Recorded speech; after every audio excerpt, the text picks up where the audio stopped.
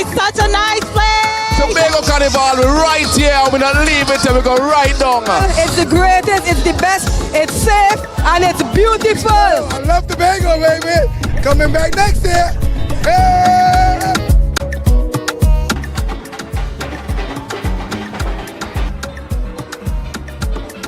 Playing pan on the streets is a magical experience. When the band strike up, is rhythm, steel and powder. This is Tobago Carnival, pan in paradise. Tobago is the best. Tobago Carnival is the new home for the legend of Calypso. Where else can you get sweet Calypso music that gives you that nostalgic feeling? Soca Titans is we title, is we monarch. We built artists from scratch who can perform with the best. Real Titans of Soca. When last you've been to a party, plenty women looking so nice. We must be in paradise. This year, ritual takes on new space and dimension. Traditions will be reimagined, breaking free and taking on new meaning on the road. I love the energy. This year, the revelry is bigger and better. More colors, more meaning, great packages for the masqueraders. Tobago Carnival is freedom. This year promoting safety in all events for Tobago Carnival. This year promoting whining, not minding people business. This year promoting clean fun, security and freedom.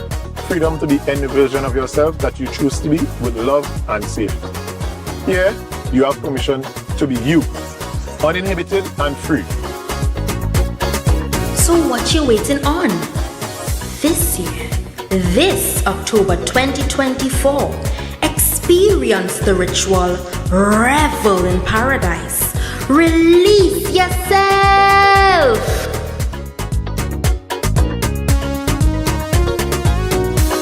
From the greatest little island on the planet, this is the Tobago Carnival 2024.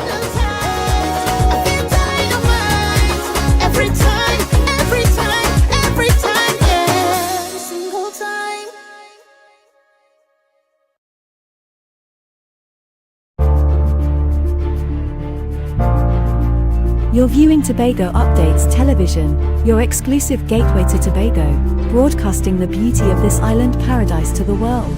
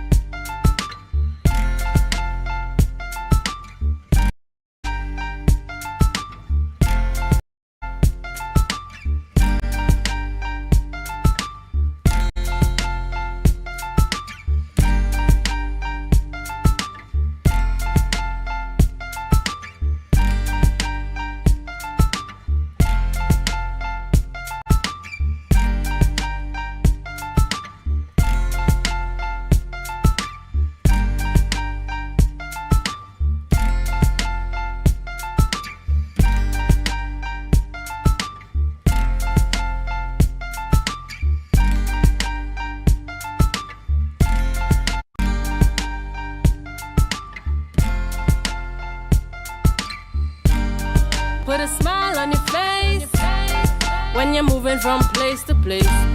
Good morning, good morning, morning, good morning, morning.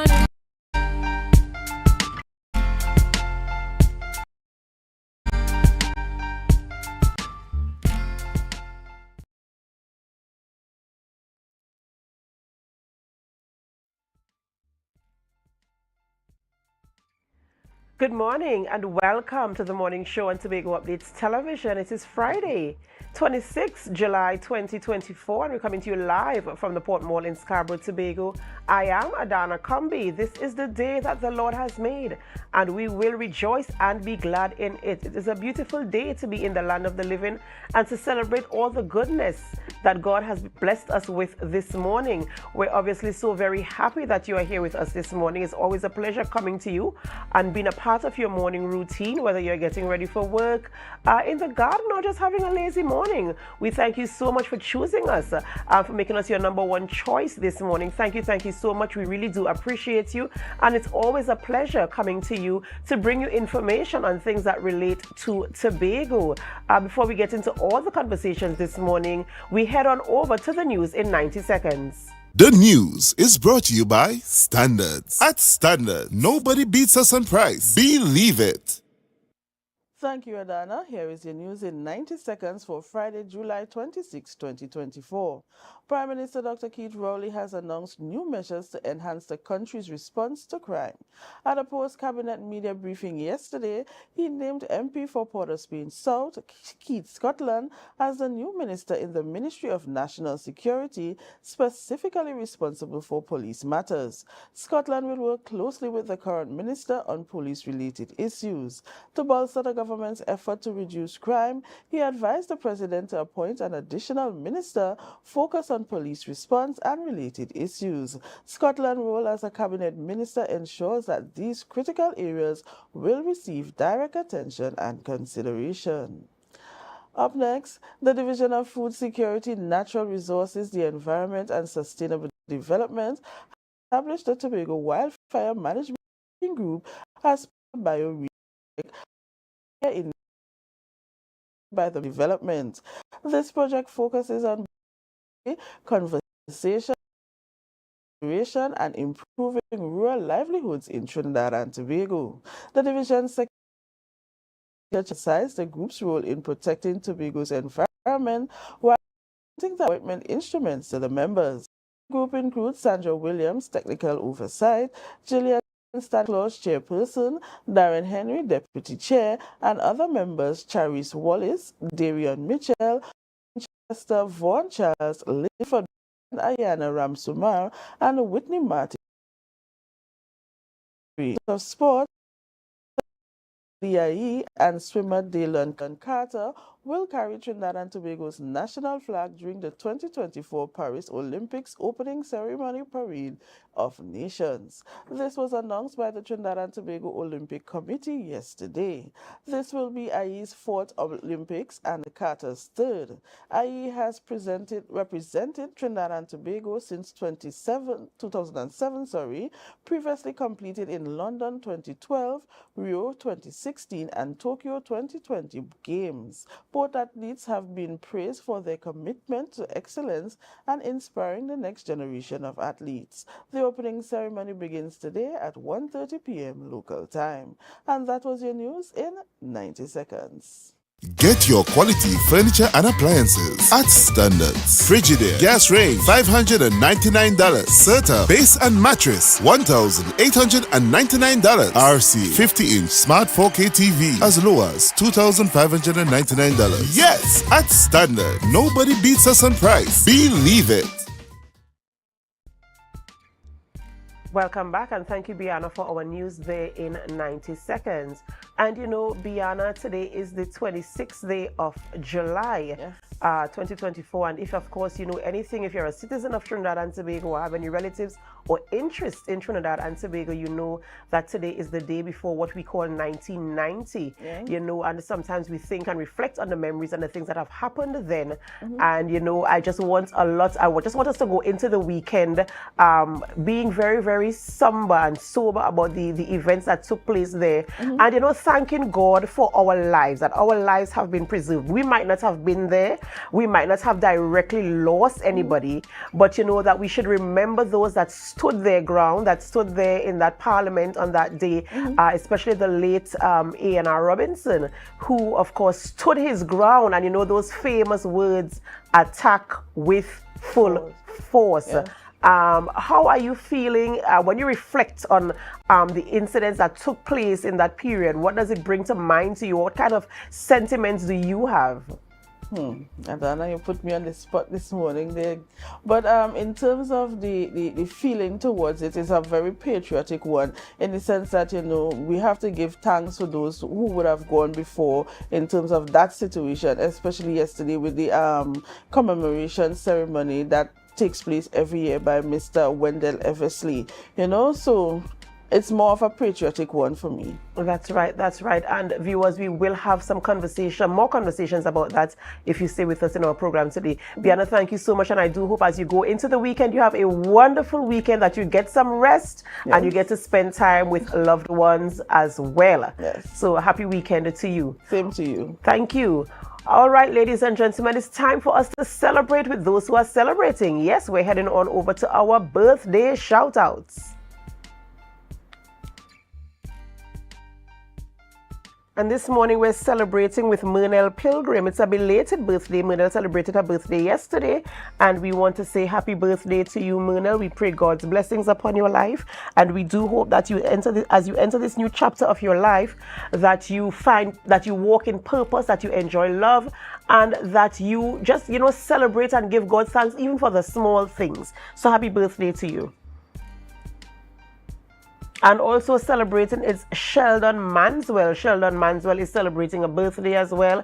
And Sheldon, we pray God's blessings upon your life. We do hope that you enjoy your birthday, and that as you enter this new chapter, that you too have beautiful stories to write in this chapter of your life, and continue to give God thanks. So happy birthday to you as well. And of course, for all of you who are celebrating a birthday, even if we don't have your photo, if you're celebrating today or anytime over the weekend, we do want to wish you a very, very happy and special birthday. And remember to always give God thanks for life, give God thanks for another opportunity in the land of the living, another opportunity to make those decisions that you were hesitating to make, or even to make a phone call, to make a friend, to have a conversation, and to create lasting memories. So happy birthday to all of you, and remember to put God first. All right, so you might be wondering, who are we speaking with? Or maybe you might have heard in our previous conversation with Bianna this morning. We will be speaking with Mr. Wendell Eversley. Yes, he's a social activist and actually a member of the public who was in the public gallery on that day, July 27th, 1990, 34 years ago. And of course, conversations and discussions are still ongoing as it relates to that. Some people are still living with trauma. And so we're going to have that conversation with him this morning to see where he is right now, and all the things that have, you know, brought him to where he is as well. And of course, because it's Friday, Mr. Cricket, Marcus Daniel, will be in studio, of course, to walk you through all that is happening with sports. And I'm telling you, he's going to be bubbling with joy this morning. As you know, it's the opening ceremony today of Olympics, Paris 2024. So Marcus will be here this morning to tell you all about it and all the other things that are happening in the sports arena here on the island of Tobago, even where Tobagonians are participating in any sporting activity anywhere in the world. So you want to stay with us, of course, as we go through our show this morning. And as you stay with us, we invite you to help us share the live, share the live, share the live. We'll be right back.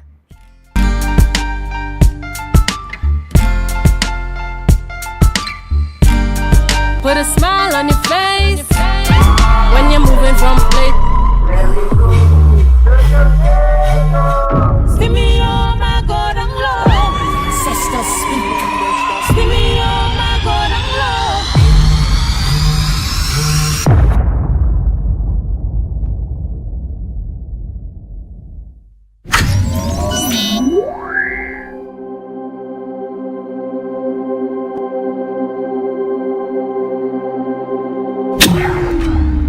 on Sunday, 28th July. Fandango in collaboration with KCNN Rentals presents Christmas in July at Signal Hill Senior Comprehensive Family Extravaganza and Expo from 11 a.m. Sorrel, ginger beer, hops and ham, crab and dumplings, pop-up market, health fair, and more. Show starts 2 p.m. Free gifts and toys for the kids. Fun and games, live entertainment. Tickets at Party Paradise, Scarborough, Sherwood Foods, Canby, Triple L Minimart, Spring Garden, Fairways Restaurant and Lounge, Lowlands, Economy Veggie Mart, Penny Savers Compound, Zoya Vessels, Bill Brown Compound, CPA Computers, Port Mall. Only $100 at the door. You pay more. For info, 399-4030 or 682-2888. Christmas in July. Bring the whole family and have a grand time.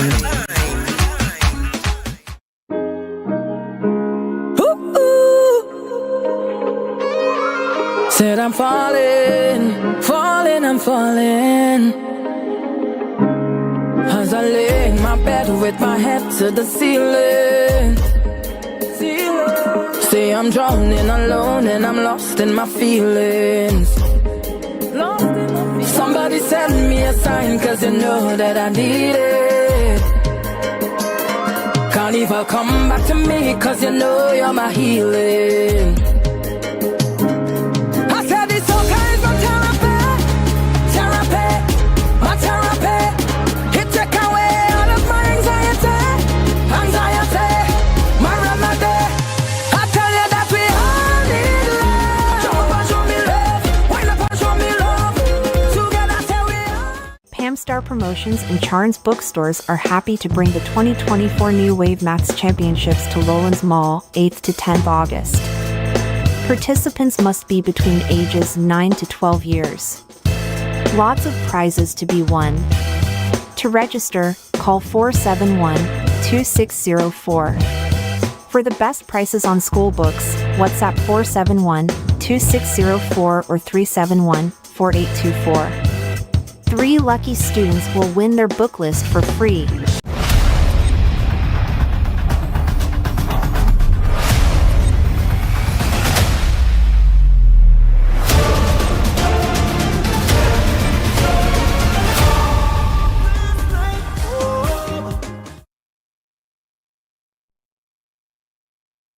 MI4 Security Services Company is the most advanced security service in Tobago. Ask about our cash and transit service. It's safe, risk-free, reliable, and timely. We provide safe banking delivery for all business types and sizes with highly trained staff, 24/7 monitoring, coordinated emergency response, and a well-maintained fleet of armored vehicles. Contact us at 660-7723 or visit our website at www.mi4securitytt.com to sign up today.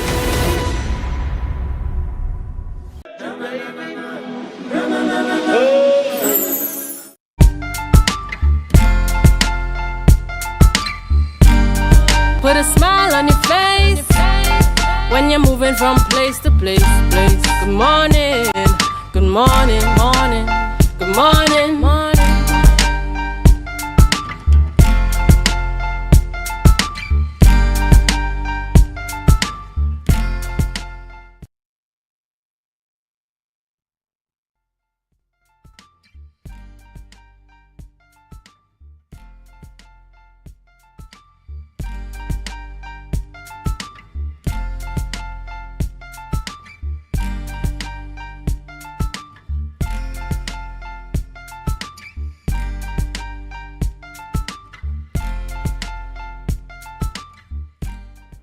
Welcome back to the morning show on Tobago Updates Television. I am Adana Kambi, and we begin conversations this morning. We speak with social activist Wendell Eversley as we go through the happenings of July 27th, 1990, where a coup was attempted on the government of the Republic of Trinidad and Tobago. Mr. Eversley, good morning and welcome. Yeah, good morning to all your listeners on Tobago Update, your international listeners, your Caribbean listeners. And let me say a special good morning to the people of Tobago.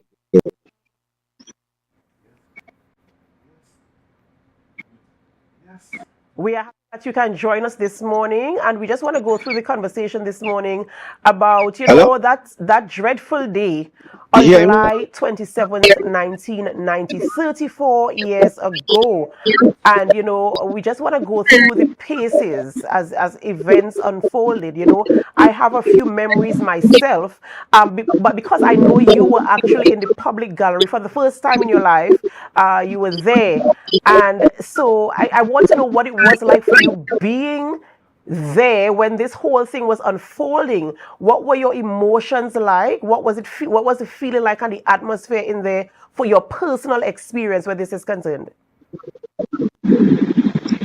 Well, first, I would say that right now I'm preparing myself again. Yesterday I was in Tobago on the eve of the anniversary, which I do every year, one in Tobago and Trinidad, because it was an attack on Trinidad and Tobago. And the anniversary is on Saturday, where I also will be walking from 5 a.m. from Arima Dial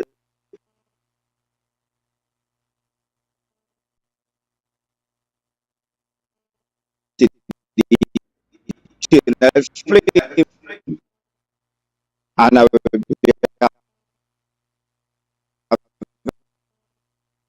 having a reach ceremony there in remembrance of those TTT Radio Trinidad and the Parliament.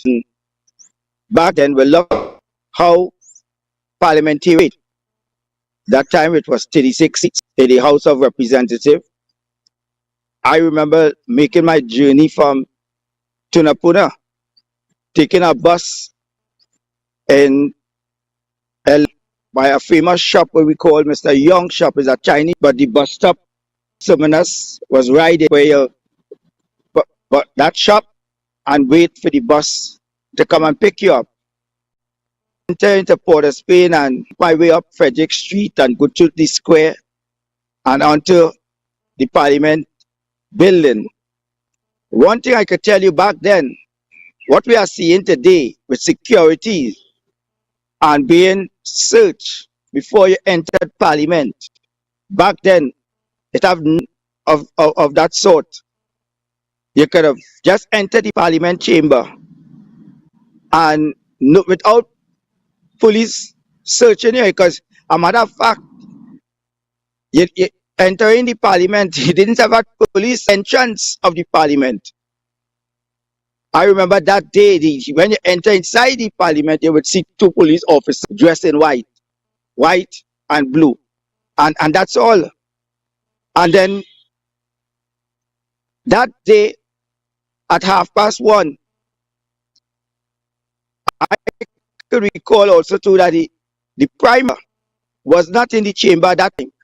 The Prime Minister back then came back in after the tea break, because I understand it had a hurricane and he was in Tobago and he was assessing the damages caused by the hurricane back then.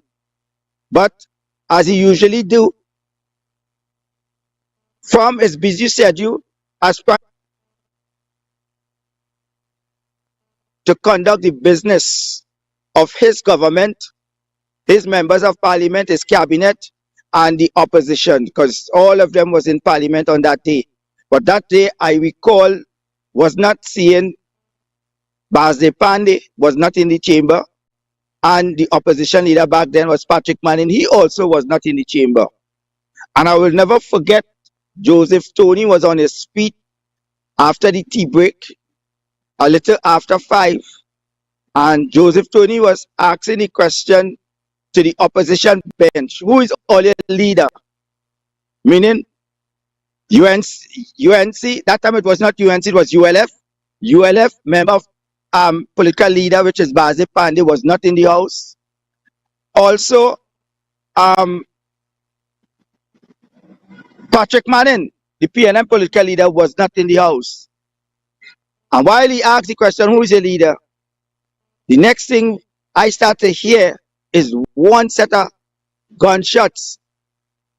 To me, it sounded like firecrackers, like or the eve of New Year's. you wear a lot of firecrackers, and not knowing that it was getting closer and closer, and then men barging in the parliament chamber, shooting and bawling, "Way Robinson, way Robinson." That Friday was the most horrible day in my life. It's something like I will never, never, never forget. I remember throwing myself on the floor, putting a chair over me. And while I put the chair over me, the people who was in the public gallery trampling to come out, some trample up on my legs. And I keep bawling. I said, "Oh gosh, oh gosh, oh gosh." Then when that settled down for a little while,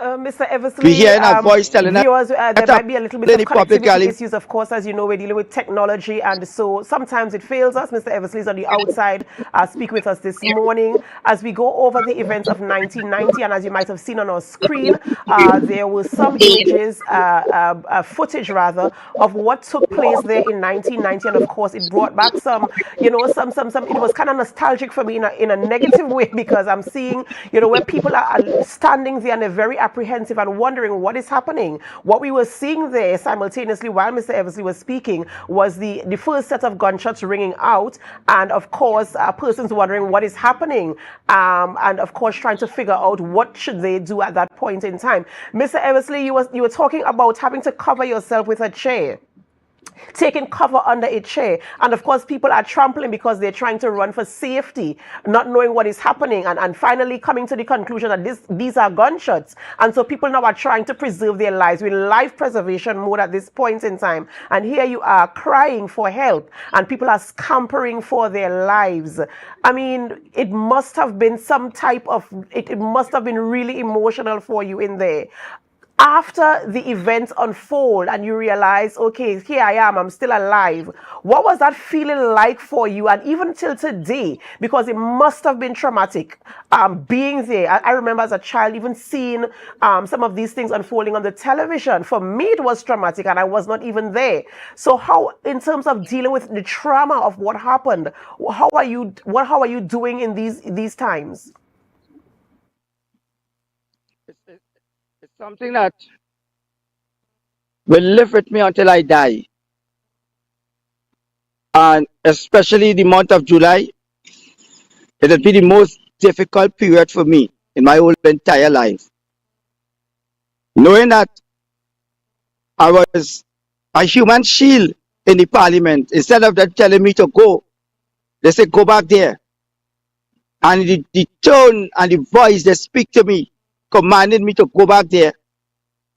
I don't want to say what they say on your television, but they curse me.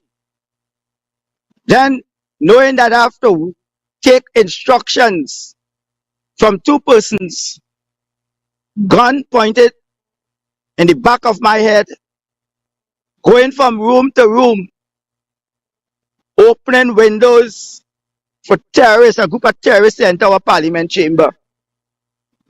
At that time, I didn't want to open any more windows, and I was beating on my head. I get a scar in the middle of my head, blood running down my face.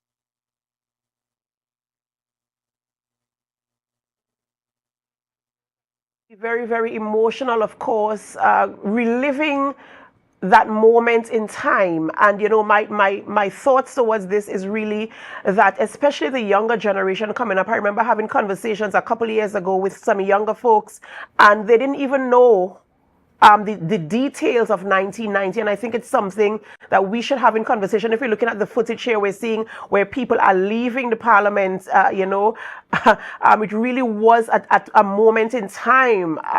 It was a moment where the entire nation stood still, the entire nation stood together, because we're talking about human lives.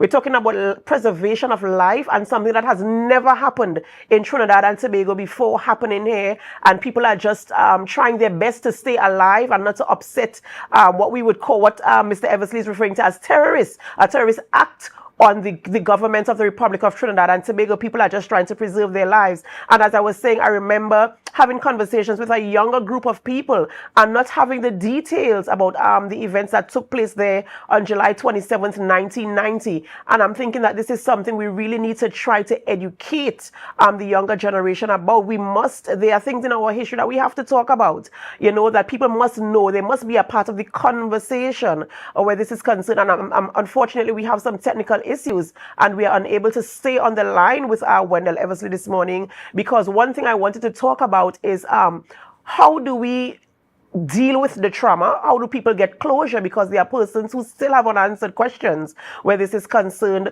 What do we call justice for this act? And have we moved on from this? It seems as if it's life as usual, but have we moved on? There are so many persons who are still dealing with the fallout of 1990. And, you know, the question is, what do we do as a nation, as a country, as a people to help those who are still, you know, suffering? When you hear some of the reports, you know that people are still trying to deal with the effects and the trauma that took place there. I remember, as I said, I was just a small child when this happened, and I could remember exactly where I was, what I was doing when I first heard the news. I heard it on TTT back then, you know, and, you know, it's still very, very clear in my mind. So I know for certain for those who were there in the parliament, it must have been very traumatic, thinking I am going to lose my life today, coming out alive and just wondering what on earth did I just experience 34 years after.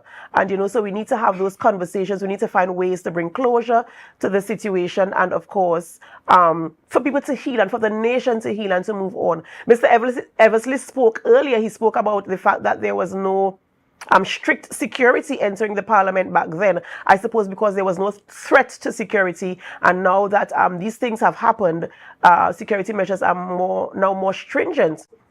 And you hear even conversations with the TTPS, how they are strategizing on ensuring that we can curb and reduce the level of crime in the country, in Trinidad and Tobago. And so they all tie in together.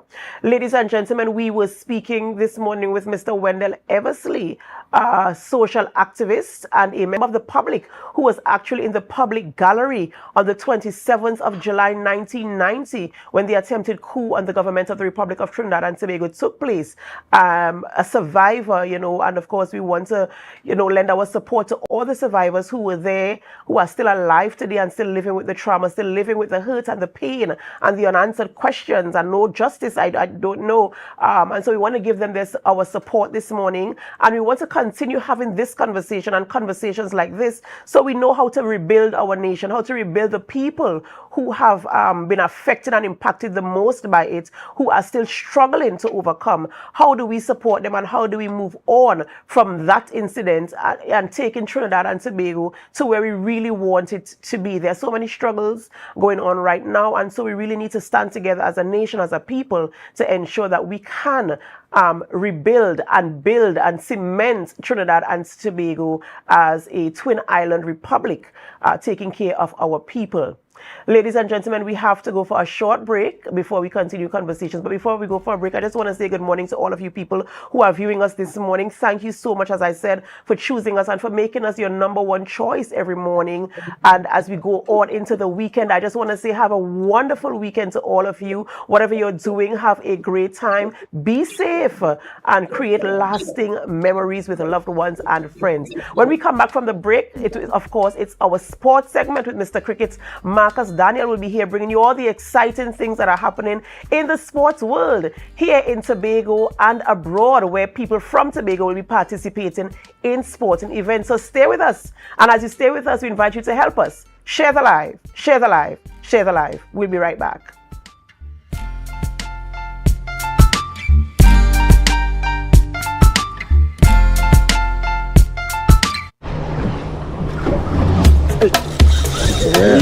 Go in, you have to stop it. You have to stop it. Welcome to my kitchen, guys.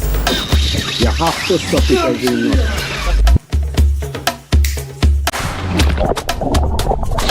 That's it. That's the intro. Let's do it one more time, right?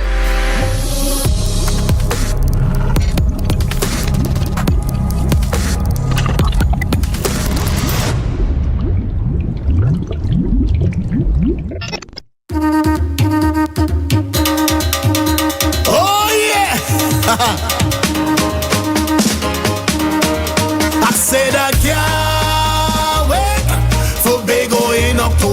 Embark on an adventure to the greatest little island on the planet. Tobago invites you to ritual, revelry, and release. Whining in the Bago sun, having Bago fun in Bago drinking rum. We go jump up and carry on. From October 25th to the 27th, 2024, experience the energetic vibe, the vibrant colors, and the unforgettable spirit of the Tobago Carnival. Down here in Tobago. In Tobago. Whether you're tripping down the road or marveling at the beauty and creativity of our artisans, Tobago Carnival is an adventure. I said I wait and I wait and I wait and I wait for Carnival to come. So I call all my friends, making the plans for the Tobago Carnival fun. Join us for ritual, revelry, and release. Tobago Carnival 2024, where every moment is memorable. I said I can't wait for Tobago in October.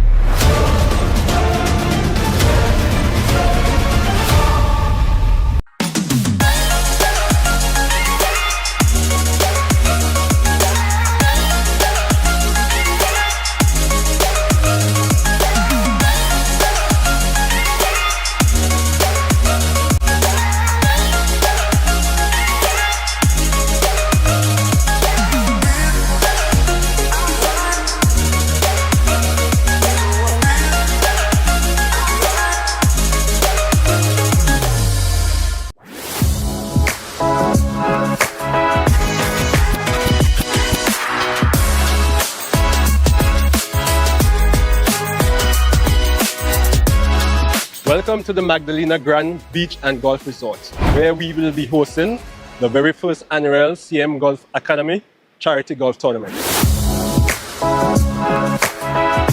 Some of the proceeds from this tournament will be going to my childhood school, the Montgomery Government School, and our neighboring school, the Bucco Government School, where we will be assisting students in various needs. We'll be having players from all over the globe, friends from Canada, Barbados, and also here in Tobago and from Trinidad, and few friends from America as well. So you can come here in the land of sea, sun, and sun, and come and have some fun with us here in Plantation. It's a different type of thing down there, and we party till we drop down there, with a lot of pretty girls down there, down in Tobago. Get your quality furniture and appliances at Standards. Frigidaire, gas range $599. Serta base and mattress $1,899. RC 50-inch smart 4K TV as low as $2,599. Yes, at Standard, nobody beats us on price. Believe it. Deltec Distributors Weekend Special Wings Friday, 3 pounds wings, 2.5 kilogram fries. Special 100 TT Soup Saturday, 2 pounds cube beef, 2 pounds cow heel, 2 pounds chicken foot, 2 pounds pigtail, or smoked bone. Special $150. Super Sunday, 3 pounds leg and thigh chicken, 3 pounds sliced pork, 3 pounds lamb slice, 3 pounds cheese, 2 pack of pasta. Special $250. Located Main Road, Argyle, Tobago. We deliver 20 TT. Contact us on deltecdistributors.com 395-5040 or 237-0102. Deltec Distributors Weekend Special.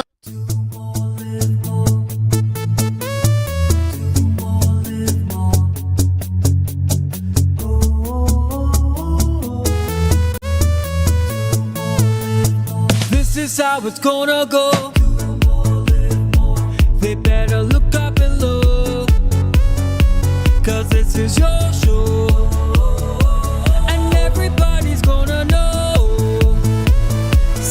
To them once again, they better look out below.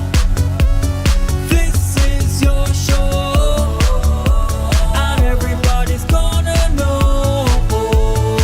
That's how it's gonna go. They better look out below, 'cause this is your show.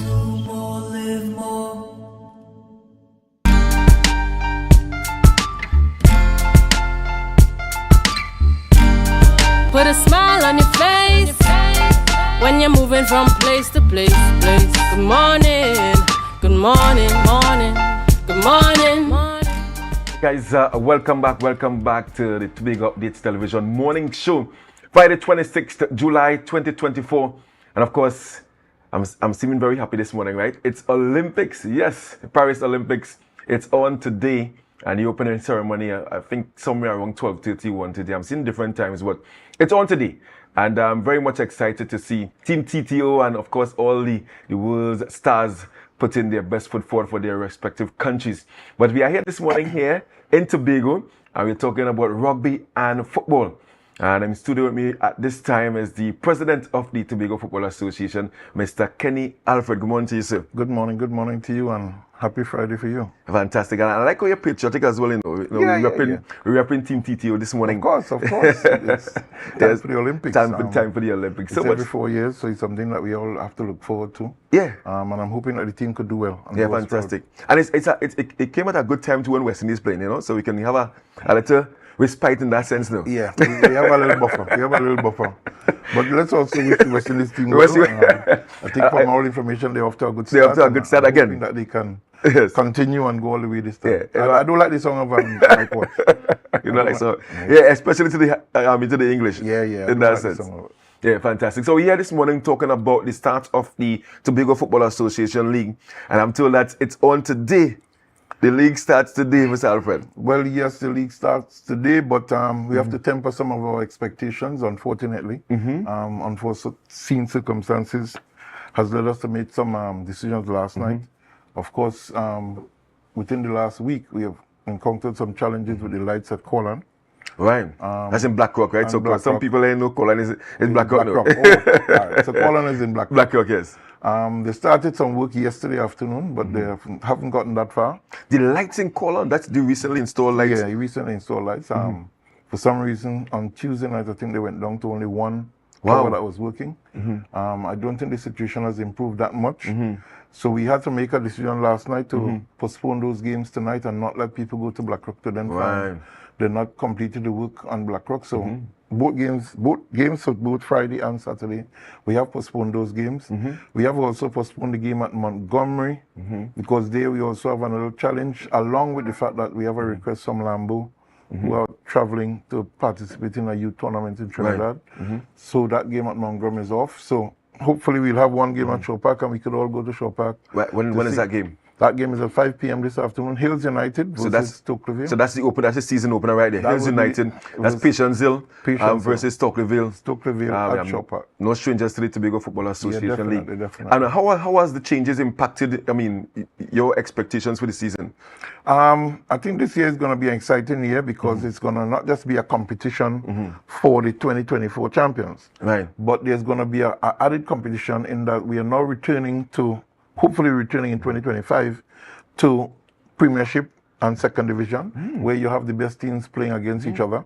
So outside of just trying to win the competition, you are now trying to qualify to be in the Premier Division. So in the two conferences that we have, the top 4 teams from each conference would automatically qualify. So the top 4 teams come out of the preliminary stages? Of the Eastern and Western preliminary stages. Not only do they advance to the big game, so but you also qualify for the Premier Division in 2025. And the teams finishing in positions 5th and 6th in both conferences would have a playoff for 2 places.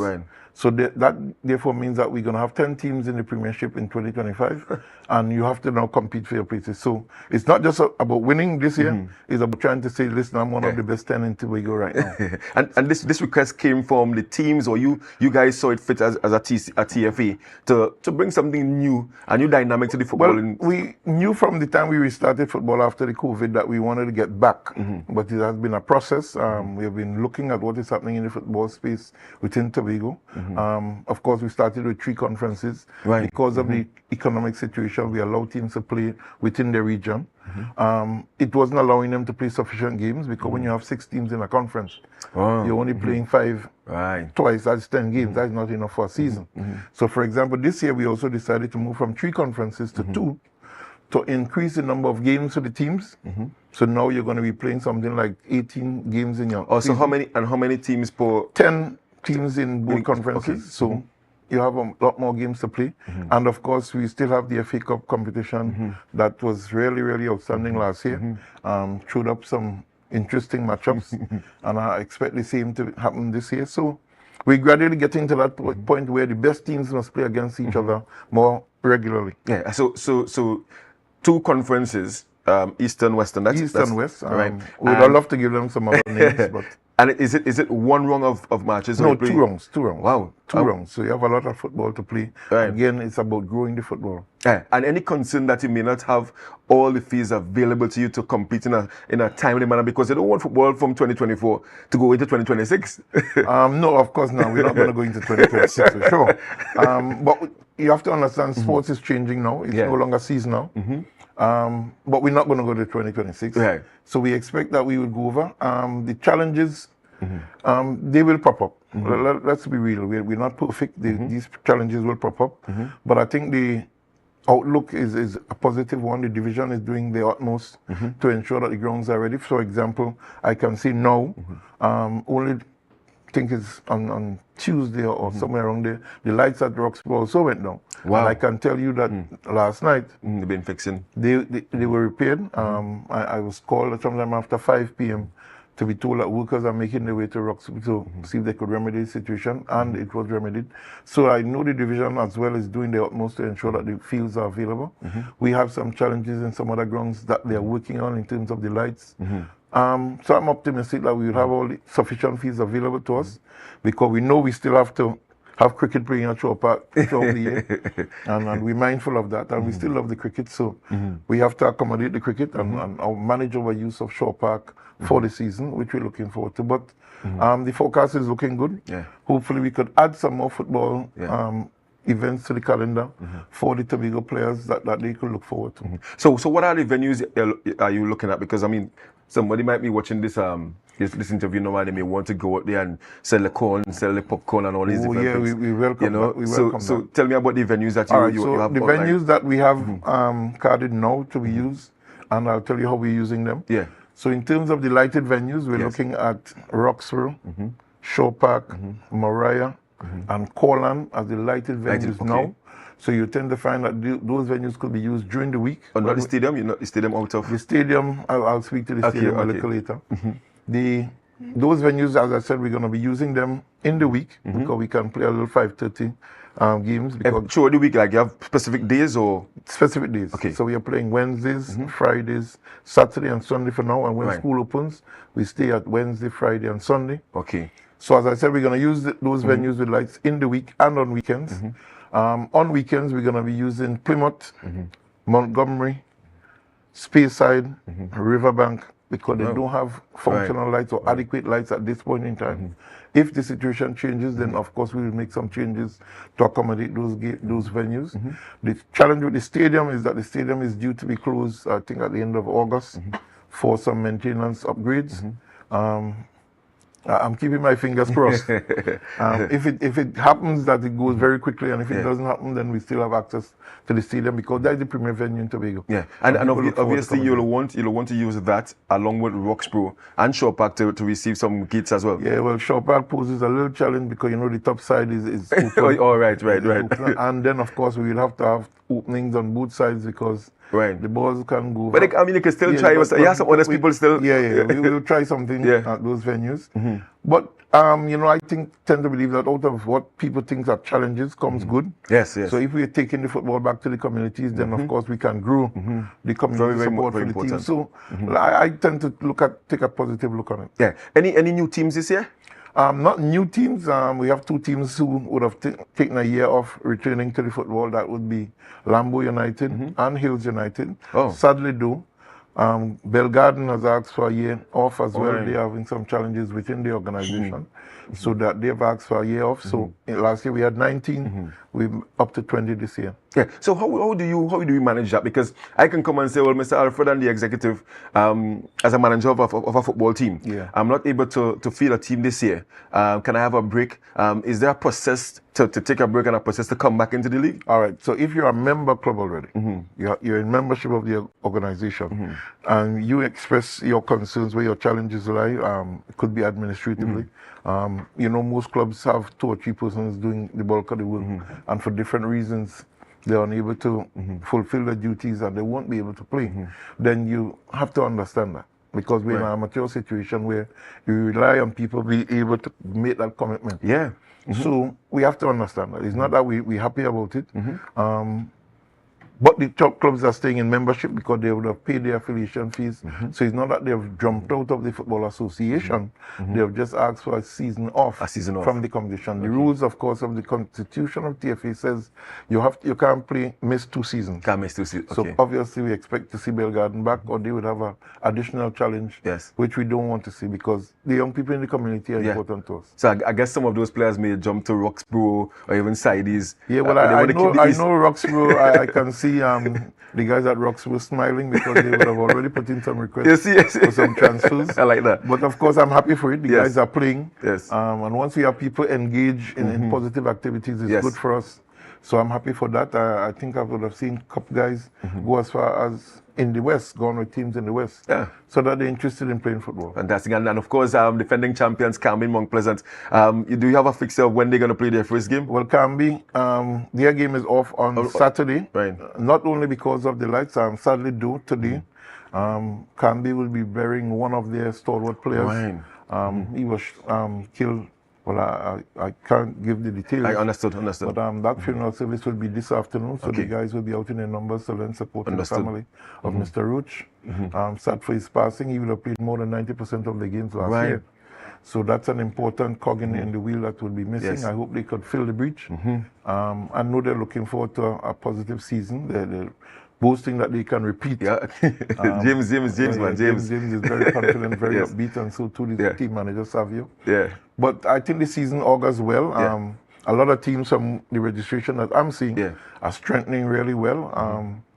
So I think it's going to be interesting. And what about the women's aspect of the football in Tobago? All right, the women's aspect of the football. It's interesting what's happening in the women's football. FIFA, of course, has decided that they're going to pay some focus on the development of women's football.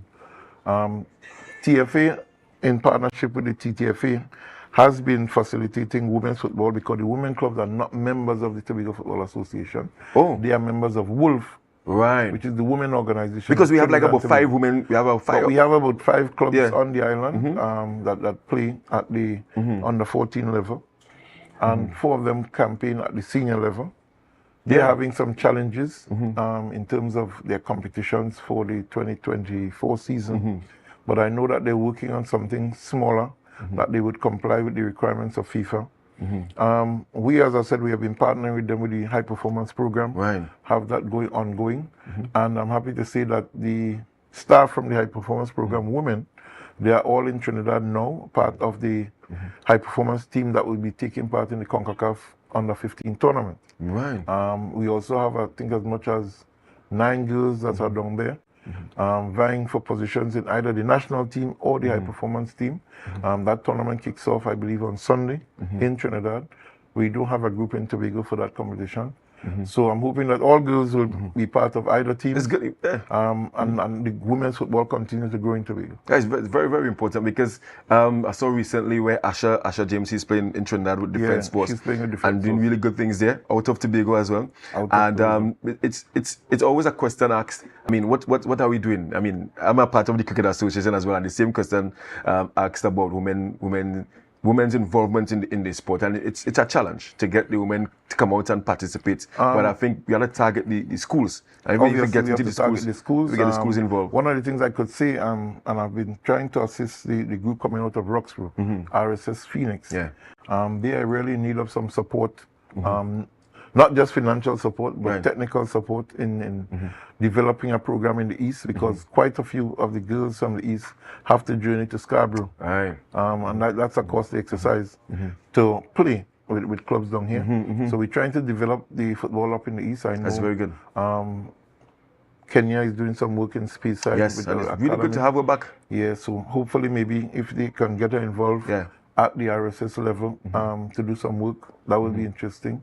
We're trying to see who we could find as coaches that are willing to get involved with the women aspect of the game in the East, so that we can grow the sport. Because we have quite a few good players coming from the East. Not only Kenya, we have a young girl, Martin. She's now Tyler Martin. Yes. She's now on the national setup as a regular player. So we have talent in the East as well that we have to honor. So it's a case of partnering. And maybe down the road, the TFA can actually take over. Well, it's a partnering now, yes. I think the clubs, they started discussion last year about deciding if they're going to join TFE and have Tobago as a separate entity, but that's for the clubs themselves to decide.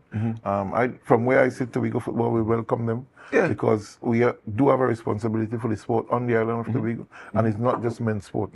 And of course, our general secretary is a woman. He's a woman. We have a vice president is a woman. So yes, we have to take care of all our footballers. And as you mentioned, General Secretary, before we wrap, right, I know that Georgina Peterkin is now involved, and you also have Carol Percy. Is there a change in the executive, or you had elections recently? Or No, we didn't have elections. What happened is that we had a few spots on the executive that weren't filled. Right. Of course, Mr. Pitt had to resign as General Secretary, and that position was vacant, and we had some ordinary members' position vacant. So what we did was we looked at, and it took some time, trying to find what we think is the right fit for the football. So we found Georgina. God bless her soul. Yeah, big up Georgina all the time. Yes, I like and Georgina. then, of course, we have Axel George, a young man who is just back home from studying away, did management.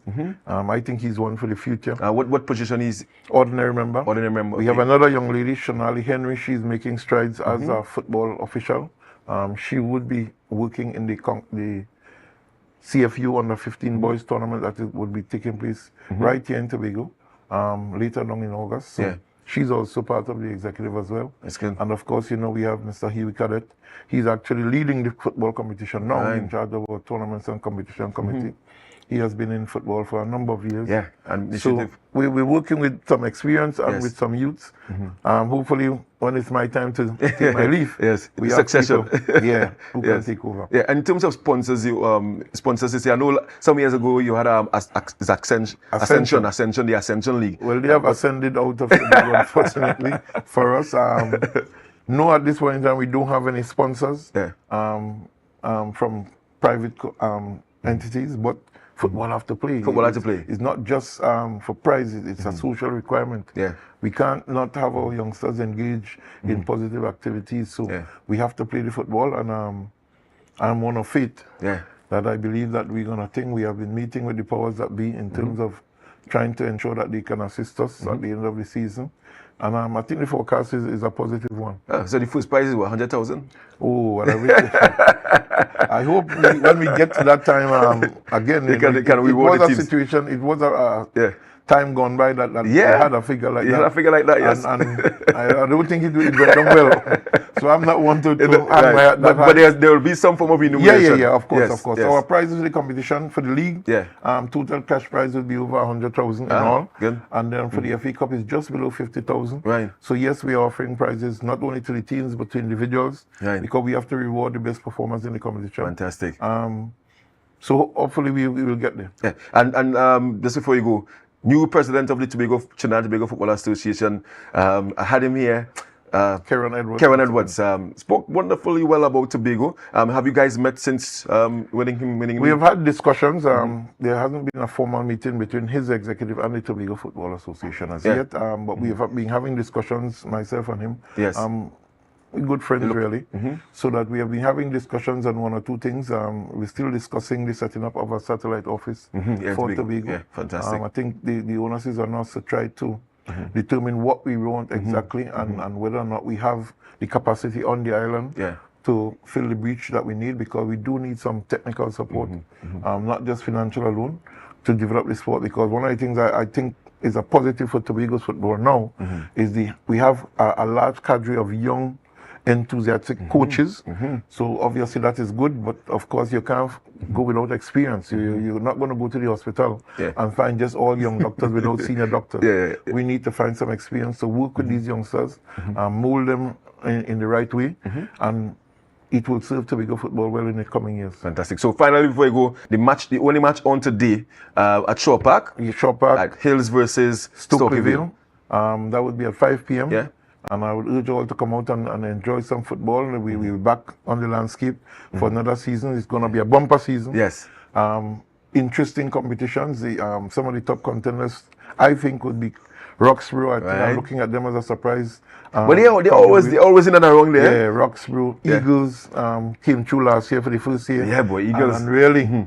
I think they finished like third on the scene. They finished third. They messed up according to them by dubious The worst, no comment on that. I'll plead the fifth on that. I know. You know the comment on that. So Prevail seem to be doing some work in strengthening their cadre of players. I would also want to tell people to keep an eye out for Castara. Because I want to know. Always for Castara. And Castara they did well in the village leagues. Yeah. They've been doing well in the village league, and it's a community that have talent. Yes. You know, always. Have a lot of talent. Zico and them guys.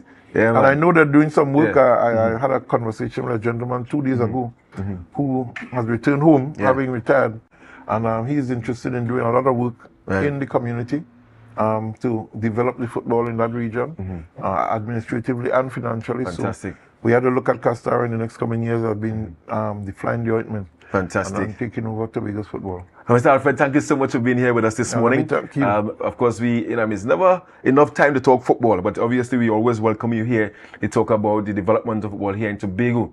And of course, for those who want to keep update with the football, you can follow them on Facebook. They have been very active, Tobago Football Association. That's where I get most of my information now when I can't get Mr. Alfred. So you can check them out on Facebook, Tobago Football Association, for the fixtures and results and all these different things. And of course, get down there in Short Park this afternoon. 5 p.m. Hills United versus Torquayville. 1 game on. Entrance fee?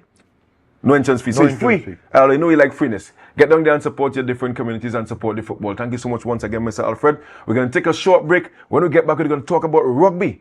Some really interesting stuff happening in rugby here in Tobago. Don't forget to share the live. Share the live.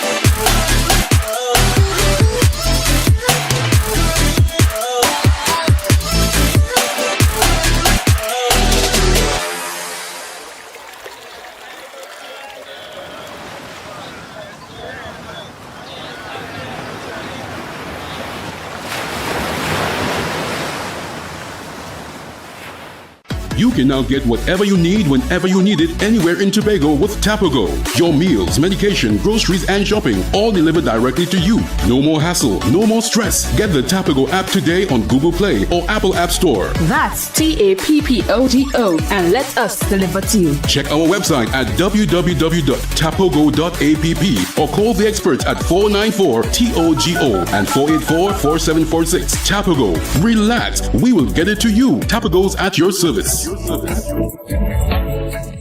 Tobago Glass Supplies has been a leading name for over 37 years in the glass and aluminum market in Tobago. We provide an extensive range of high-quality, innovative aluminum and glass products for commercial and residential use. Competitive prices with superior and professional services by committed employees who are guided by rigid quality standards. Tobago Glass Supplies specializes in the manufacture and installation of glass and aluminum products that are essential to today's homeowners and the business environment. We are engaged in marketing, sales, and installation of a variety of products. These ranges from windows and doors to necessities such as mirrors for homes and vehicles, designed and manufactured in-house or imported.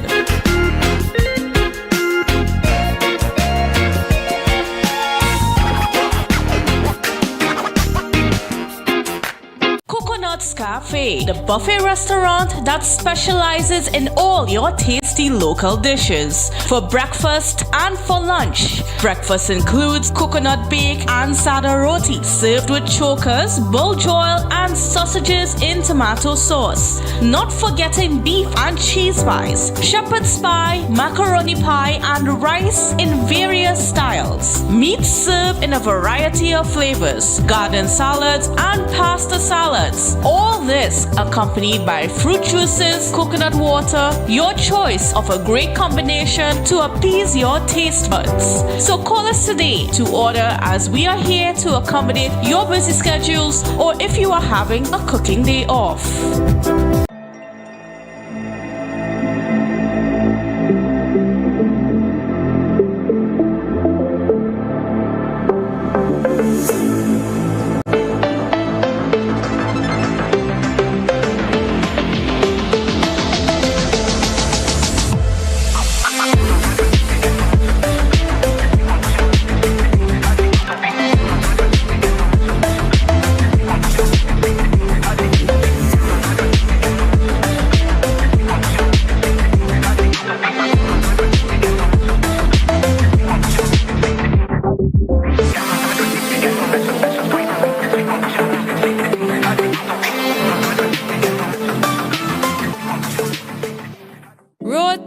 Mouth-watering fries, salads, combos, and specials galore. Feeling for something to eat? Come and see. Our rotisserie is seasoned to the T. Kicking chicken, masala, and jerk roast. Crispy fries made from scratch. Who do you know can't beat that? Or salads freshly cut and packed. When you taste it, you'll be wanting to come back. So come check us out on number 2 Robinson Street, Uptown Scarborough, Tobago. We open on Saturday nights from 7:30 to 11:30 p.m. Monday to Thursday, we're open from 10 a.m. to 9:30 p.m. and on Friday, 10 a.m. to 4:30 p.m. Contact us at 772-7443 and all social media handles at The Rotisserie Factory.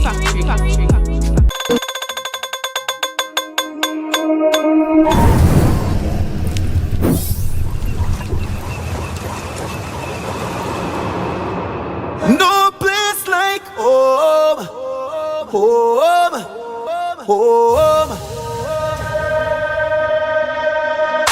Oh, I love Tobago, baby. When we outside, it's an ocean of love. All that we align to the stars up above. Let we dance now, take a chance now with me. And we go jump till morning. Look, the moon gone sleeping. Tell them we not leaving till the last drop of bacchanal is madness in the capital. So I feel like I'm running tongue again. Jump and shake the ground again. Wave with all my friends and them. No place like home, home, home.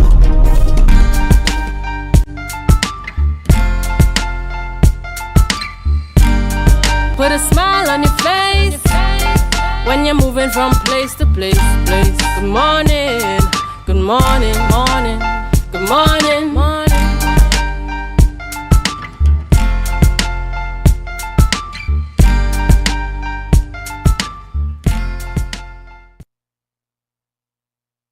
Hi guys, welcome back, and thank you so much for staying tuned to Tobago Updates Television. We enter the sporting segment on this beautiful Friday, Olympics Friday I call it, yes? Repping Team TTO. Remember the opening ceremony, it starts around 12:30, 1 p.m. our time. Yeah, I think around that time. But yeah, we're getting out there and supporting Trinidad and Tobago. It's the first time the opening ceremony will be held outdoors. Yes, outdoors. Wish I could have been in Paris. But we are joined once again in studio by the rugby players. I say rugby players and coach as well. Kiefer Devines, Kiefer Devines coach, Shane St. Louis and Tennille Duncan. Yes, I remember that one. Tennille Duncan. Good morning to you guys.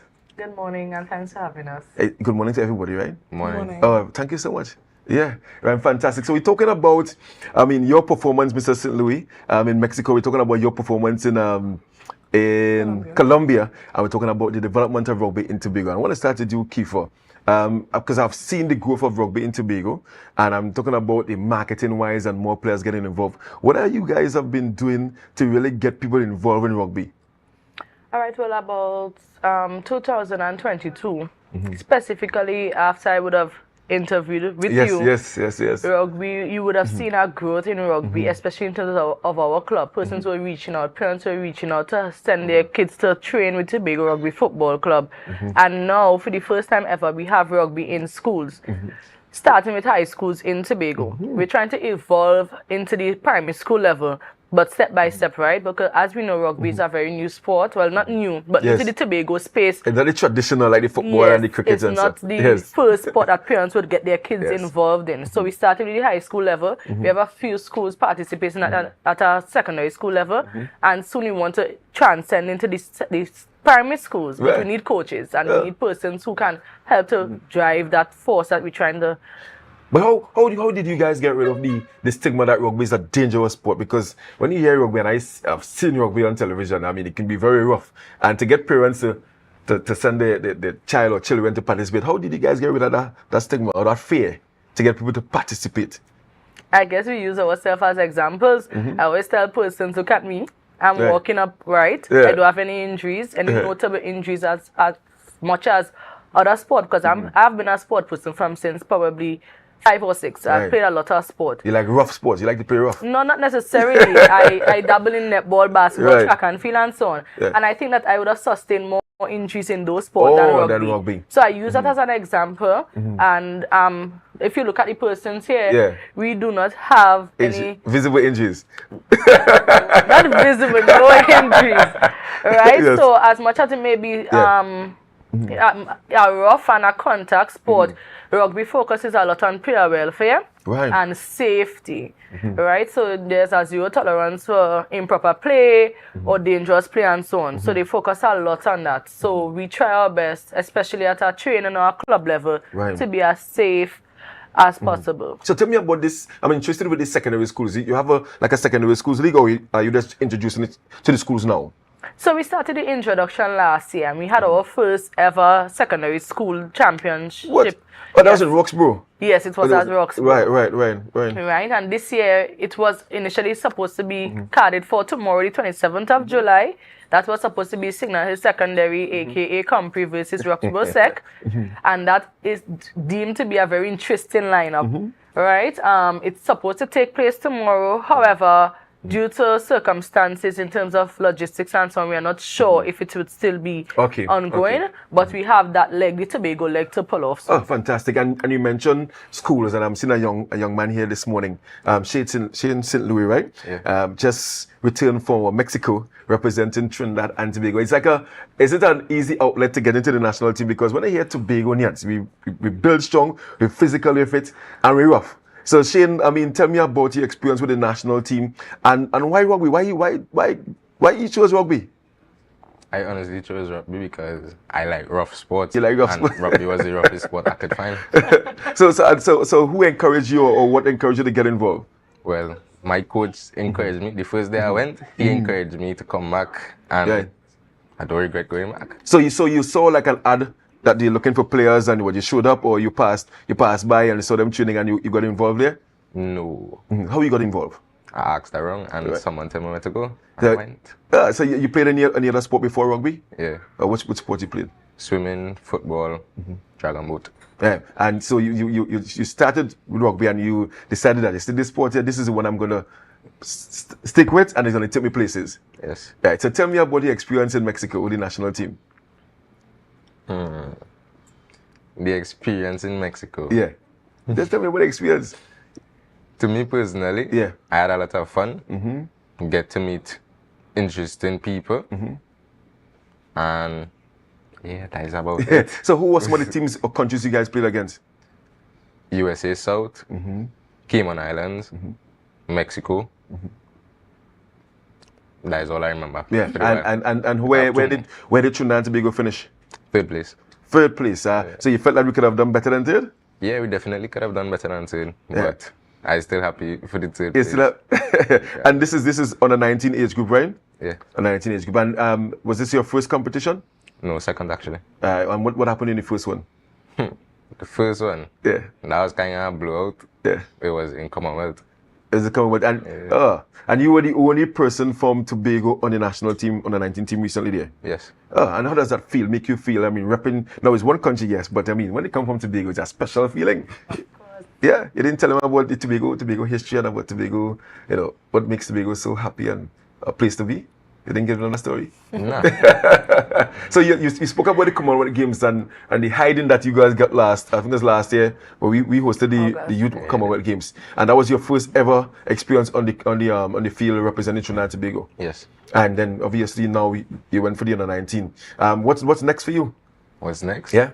Well, it have RAN 2025, which is the same tournament. Yeah. I have one more year. So as under 19, yes. And then you're gonna be a senior. Yeah. Ah, fantastic. And I'm gonna jump to Tennille Duncan now. Tennille, you are a senior, right? I am, yes. Yes, and then you represented the country at in Colombia. I mean, tell me about your experience. Well, it was a good experience. First time into Colombia. The games was a very difficult game. We did lost the game. It was very hard, very rough. I think it was one of the hardest games we ever played in Colombia. So yeah, but the experience was really nice, and we get to learn like what we could work on and move on from there. Yeah, and you see room for improvement with the team as well, and with yourself. A lot of improvements need to be done with the team. You know, yes. Yeah, and what would you call your position of play? What position you play? I play second row in scrum. So what's required for that position? Position, well, strength, I guess. Yeah. Strong knees. So that's the one like you come into a hut and like you. Yes. Oh, so is that the most dangerous position on the yes. field? So you take like all the. I will say so. You say, and you are like the main person in that position for Trinidad and Tobago. For Tobago, yes. Well, oh, okay. So how long have you been playing the sport? Rugby, I've been playing for about 6 years. Right. Professionally, 2 years. I got on the team in 2023, so last year and this year. So what's next for you and the team that you represent? Well, we working at it, see how far it will take me. Just keep on pushing. Yeah. And be as best you can be. Yeah. Do you see the need for more persons to get involved in the rugby? And then what message would you want to tell persons who are interested, especially females? Because do you have like a large influx of females participating?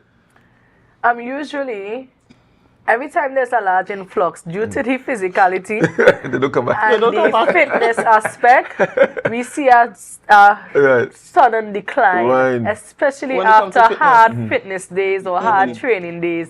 So we're really urging women, young girls, young men who think that you have that physical component and that grit, because you need grit when you're playing rugby. You need that grit to come and try out, and see if rugby is for you, because I didn't think rugby was for me. Rugby was never on my horizon at all.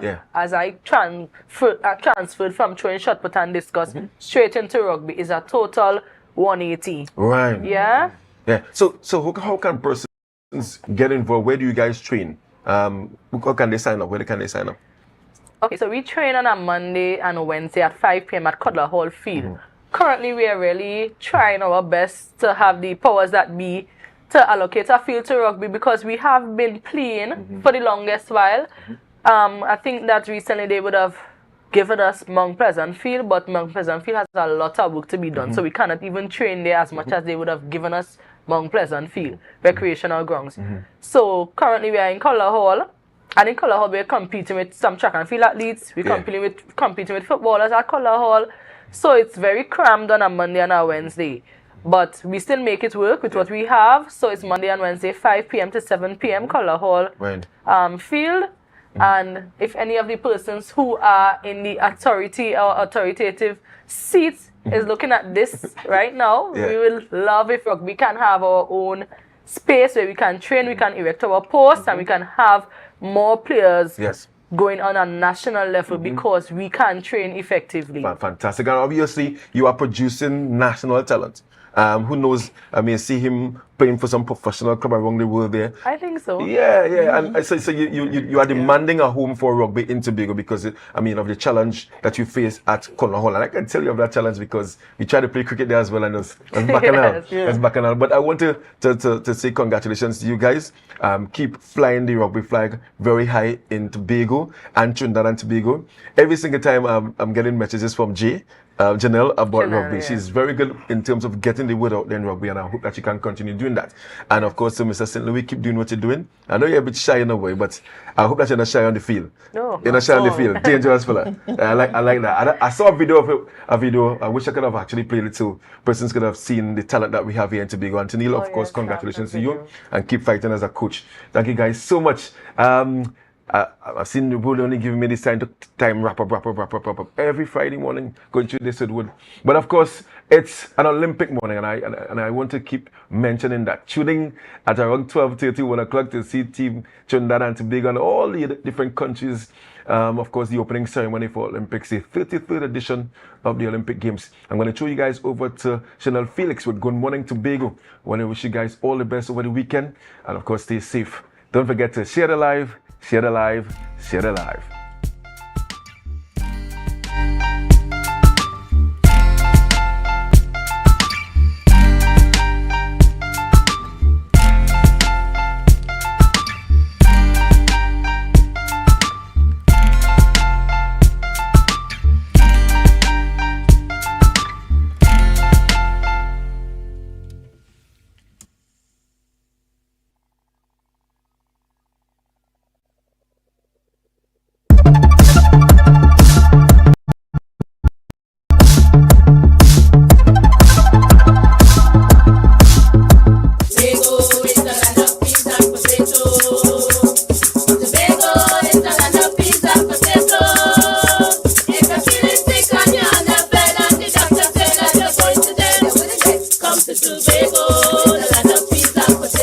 Welcome to Tobago Heritage, the Tobago Old Time Wedding happening right now at the beautiful community of Mariah, Tobago.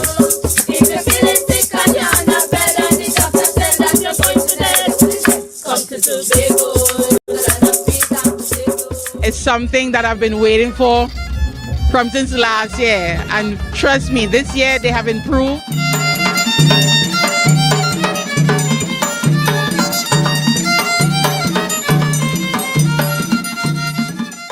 It's coming like not only a heritage, but like a harvest where everybody enjoying themselves and people could take part in the bush back. You know what I mean? The experience has been wonderful. The weather has been quite faithful to us this evening. The evening is pretty warm, and thus far we are having a wonderful experience. Nice vibes, nice energy, and I just love this place. First experience at the Mariah Old Time Wedding, and it has been fantastic, very electrifying. It's good to see the people out in the numbers, and the rain didn't really hinder the festivities. You know, rain only stopped crickets. I like to see the old time wedding, but what I find is that when they came from the church, the way the crowd was trying to get to see them, they should try and organize something on the street with bleachers or something for the people to sit down and get to see them better, because you couldn't see them so good because everybody run into videotape and take pictures.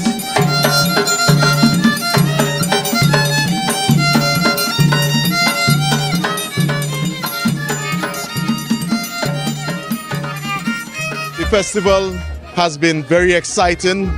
This is our culture, and I believe that the Mariah Old Time Wedding is the crowning glory of our heritage.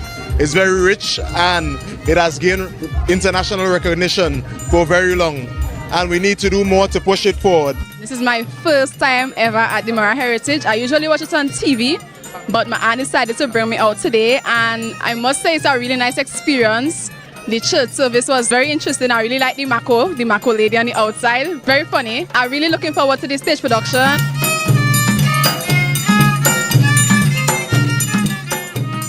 My heart is filled with joy to see my son, Cleophas, marry such a geophysically beautiful woman.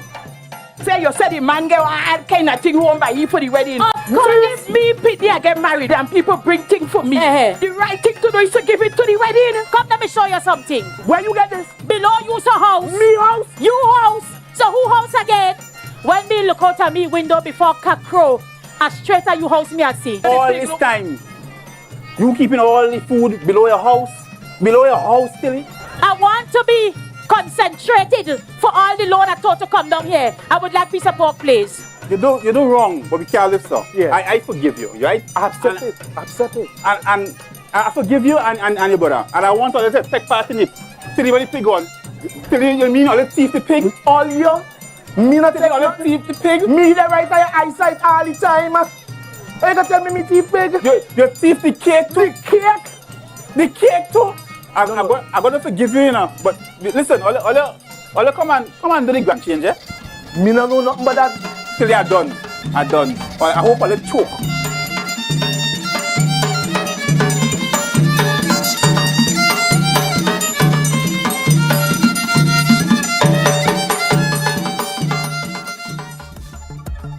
That was a production of the Department of Information, Office of the Chief Secretary, Tobago House Assembly.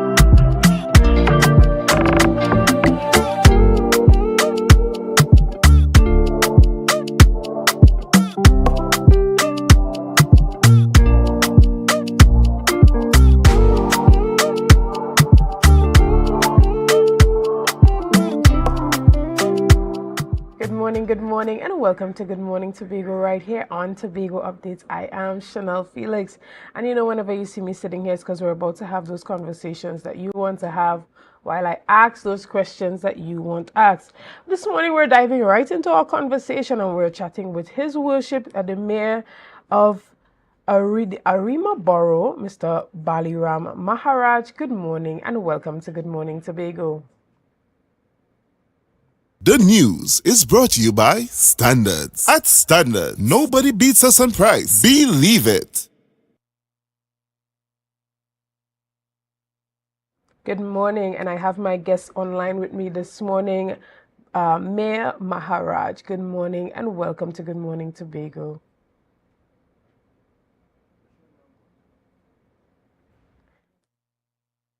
Hearing that there is no juve for the Arima Borough Day celebration. Tell us a little bit more about that. If you can hear me this morning. I'm hearing you loud and clear. Good morning. Good morning.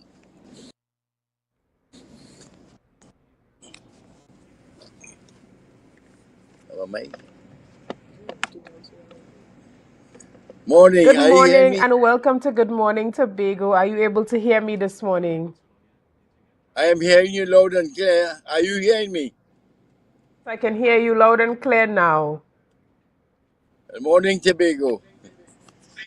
Good morning. So you are saying that there is no Juve in the Arima Borough Day celebration. Tell us a bit about that.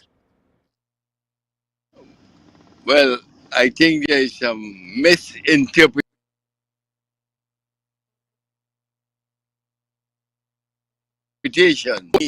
Juve. I repeat it. I'm driving to Port of Spain now with 2 municipal police, and I cleared that again. No COVID last year. But there was an attempt by talking to certain people whether we could try it this year. But the answer everybody came up with, no, we should, with the tension a little bit, whether Trinidad, Tobago or not. And when I say tension, you should understand what I mean. We should on it and try hours of the when it make it easier for other people, whether it's revenge or what. So we say we'll start Carnival in Arima from 2 o'clock with the traditional old mass, Mokojambi, jab jab, stick fighting. The same colors in the afternoon. So just for this year, we will bring back Juve next year for Carnival. So what are it you was never doing within the borough in connection with the TTPS to ensure that next year the crime situation is not the same, so that it allows for Juve and other annual activities to continue to take place within the community? Well, we could hint. There's a lot of technology, cameras, smart cameras, and it's being placed right now, and we expect very soon all will be operational. And there will be a 24/7 overseeing these cameras. So we can only use technology. I am asking the children, for instance, now, hey, this is emancipation time. And if you're going in a life of crime, these are the social things we can do. We get away. Our parents work hard, they suffer for us, and here it is, we have a better life, and some of them, or a handful of them, is choosing a life of crime. From seniors and leaders, we will talk about going to the minds of some of them and do not get into a life of crime. You saw my book.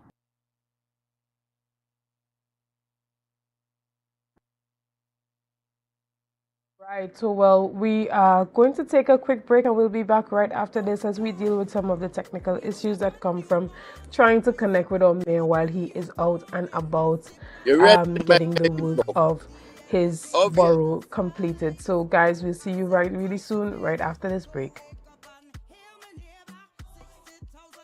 And the vibes is never wrong. We are beauty, we are power. We are people in the sun. We are beaches, we are rivers. We are melon.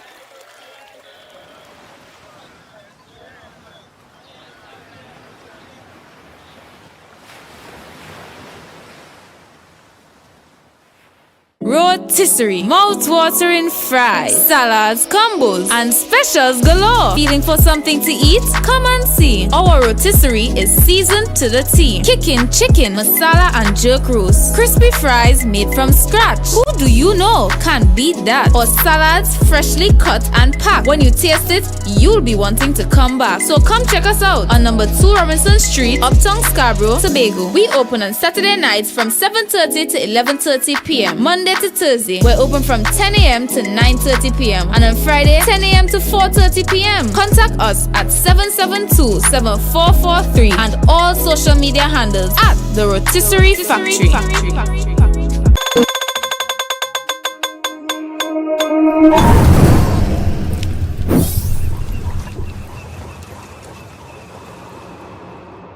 No place like home, home, home. Oh, I love Tobago, baby. When we outside, it's an ocean of love. All that we align to the stars up above. Let we dance now, take a chance now with me. And we go jump till morning. Look, the moon gone sleeping. Tell them we not leaving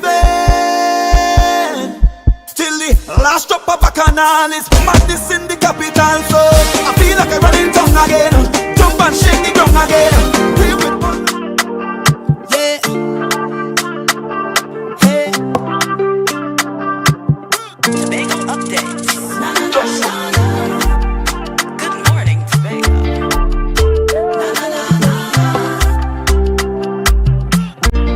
Let's go. It's a brand new morning. Rise up to a brand new dawning. As the passion start to rise, the energy fill the skies.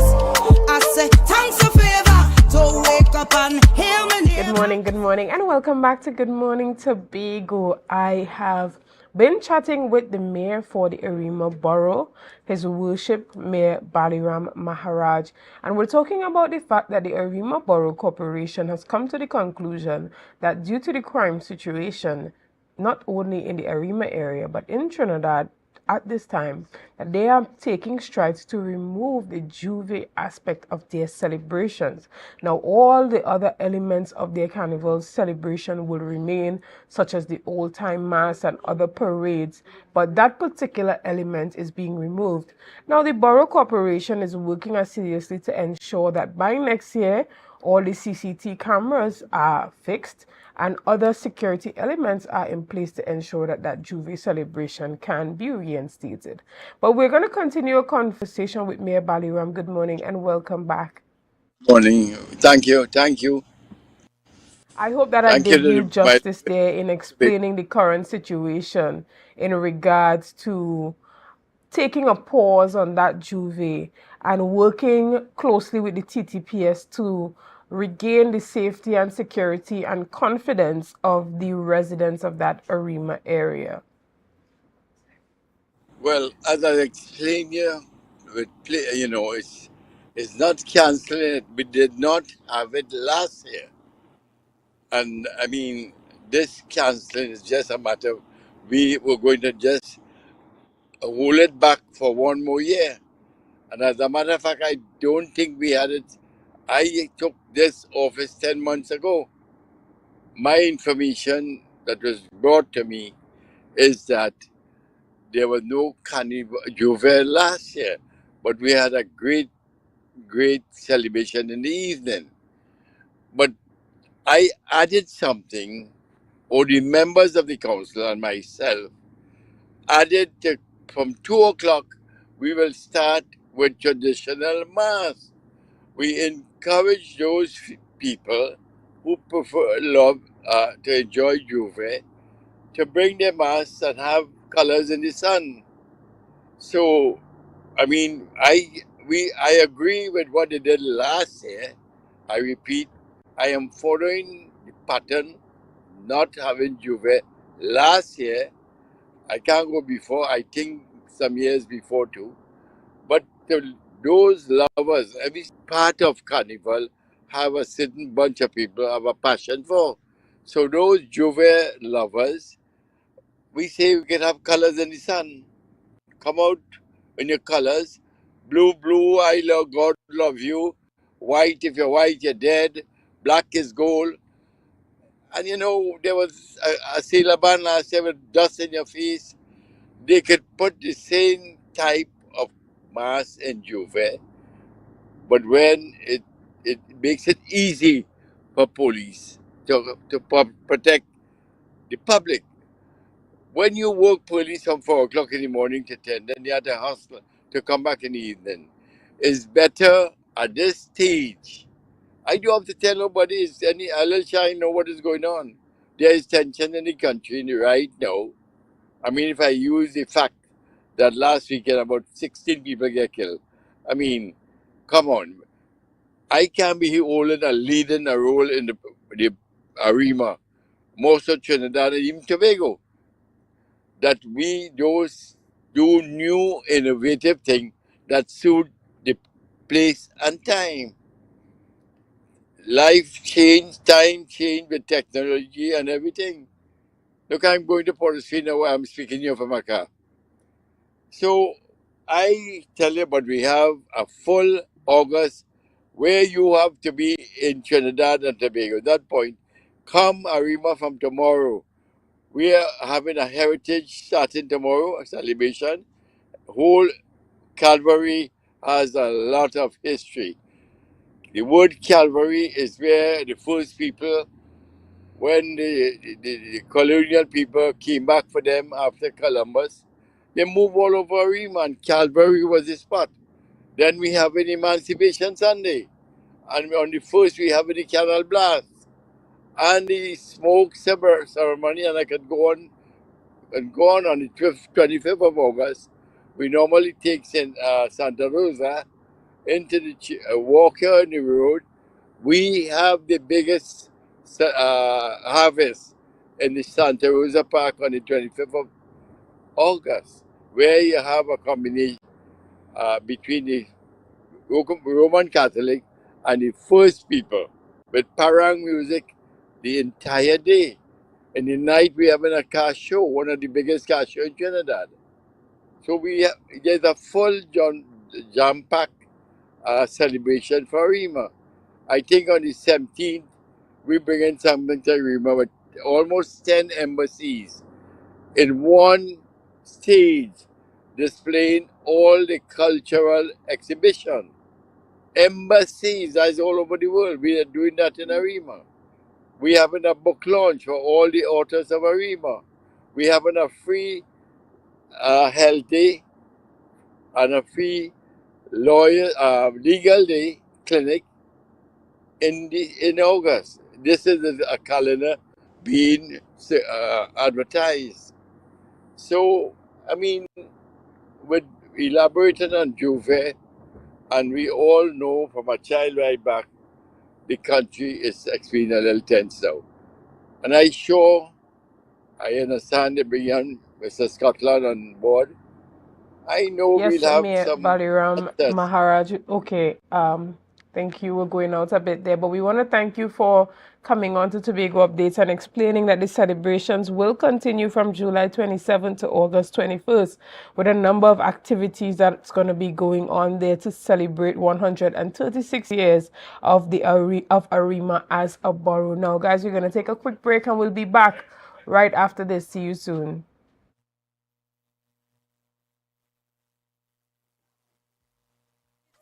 New morning, rise up to a brand new dawning. As the passion start to rise, the energy fill the sky.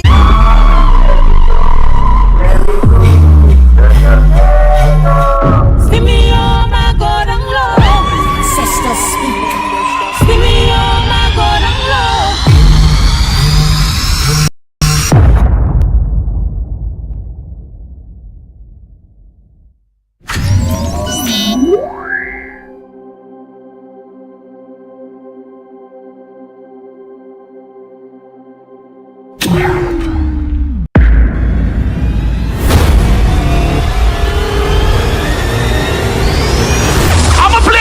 Like this. Don't worry, my wife will fuck it up.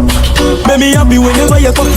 So me play very hard, fiesta, fun, fiesta. This one is for the people and them who don't care what nobody else have to say about them. Them not no cash. Where you have, where you know about. It's too early for that. You want the good on. They do but then enough 99. Girl, who the clump, girl, right. Nice. Who's the one friend can drink all the alcohol no matter what? Put a bottle and spoon and a cup in my hand and a winding up on my man. Dream.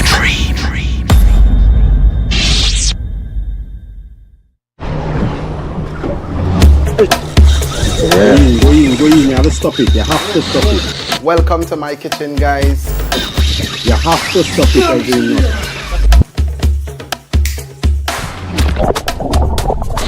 That's it. That's the intro. Let's do it one more time, right?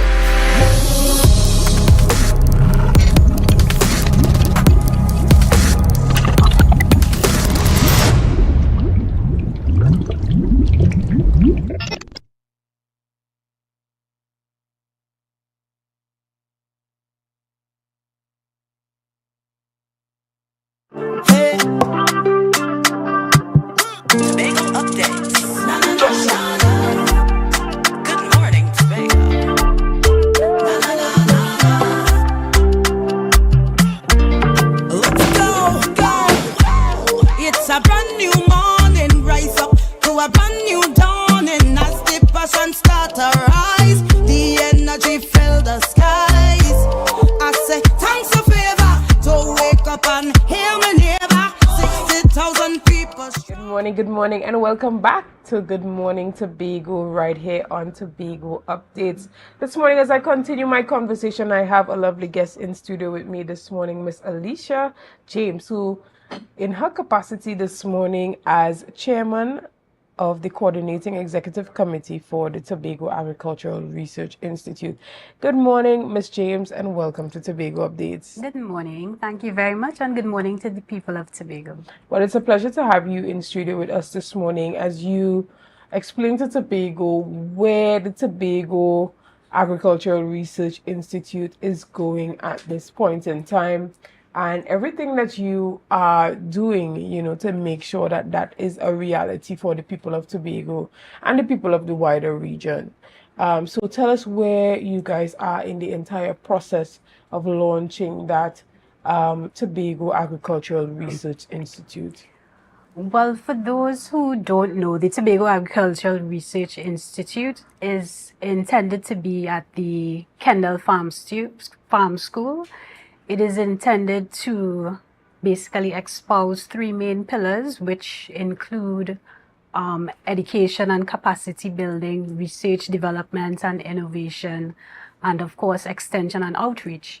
And through our collaboration with the University of Trinidad and Tobago, we have been able to realize one of those pillars, which is to bring 3 courses under the University of Trinidad and Tobago to the people of Tobago. Those courses are namely the Certificate in Agriculture, the Diploma in Agriculture, and the Certificate in Agriculture and Agro-Processing.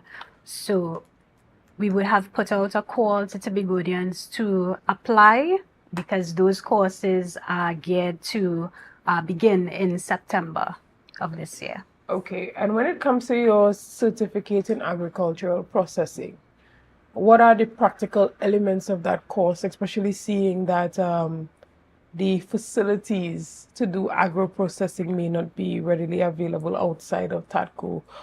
Is it that the students would be going down to TADCO to see the entire processing process?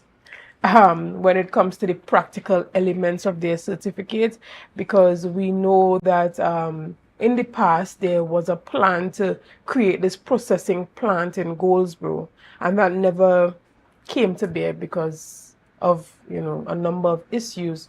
So when it comes to moving students from that Kendall Farm School and taking them out in the field to do the practicals where processing is concerned, where will they be going and how will that be done? Can you speak to that right now? I would not be able to speak to that right now, unfortunately. At this juncture, we want to encourage persons to apply, and we wish to invite persons to an information session, which we have carded for the 8th of August. Right. All right. So at that juncture, we will have someone from UTT, Dr. Ramgati, who has expressed his willingness to come and explain to students all the course specifics and the logistics and the how the courses would be administered. All right. So again, that's carded for the 8th of August.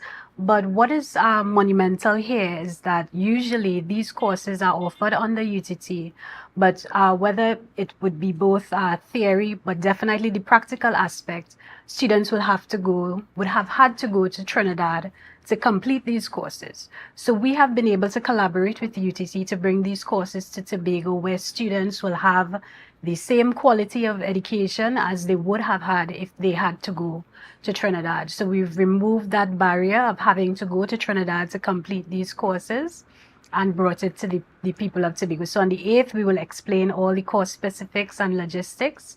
So we will, on a future date, we will post most likely to our Facebook page the date, time, and venue for that event. Right, and so that information, we will have to just stay tuned to get the information on where exactly that will be. Correct.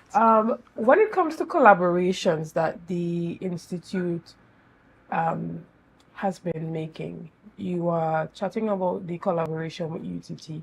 Are there any other institutions that you have collaborated with? Well, in the past, I have spoken about speaking with the University of the West Indies and their willingness to collaborate as well. I mean, these things, of course, take time, and there is some work that needs to be done on our part as well.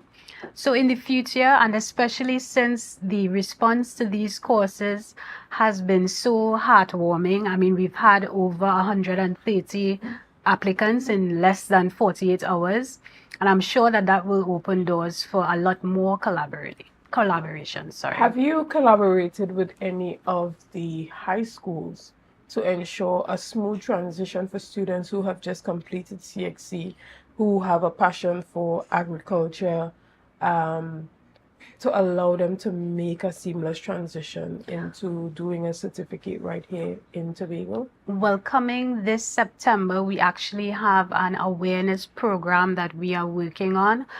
We have contacted the Division of Education, and they have expressed their willingness to have that happen in September. So come September, yes, we definitely will have some awareness and education as it relates to how you can further your studies in agricultural sciences.